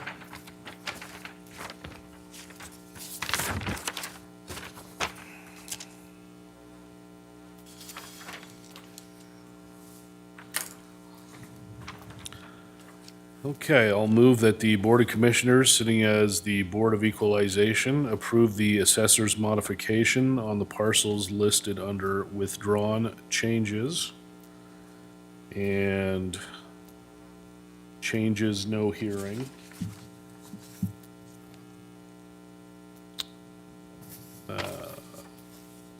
And uphold the valuations on the parcels listed under withdrawn, no changes,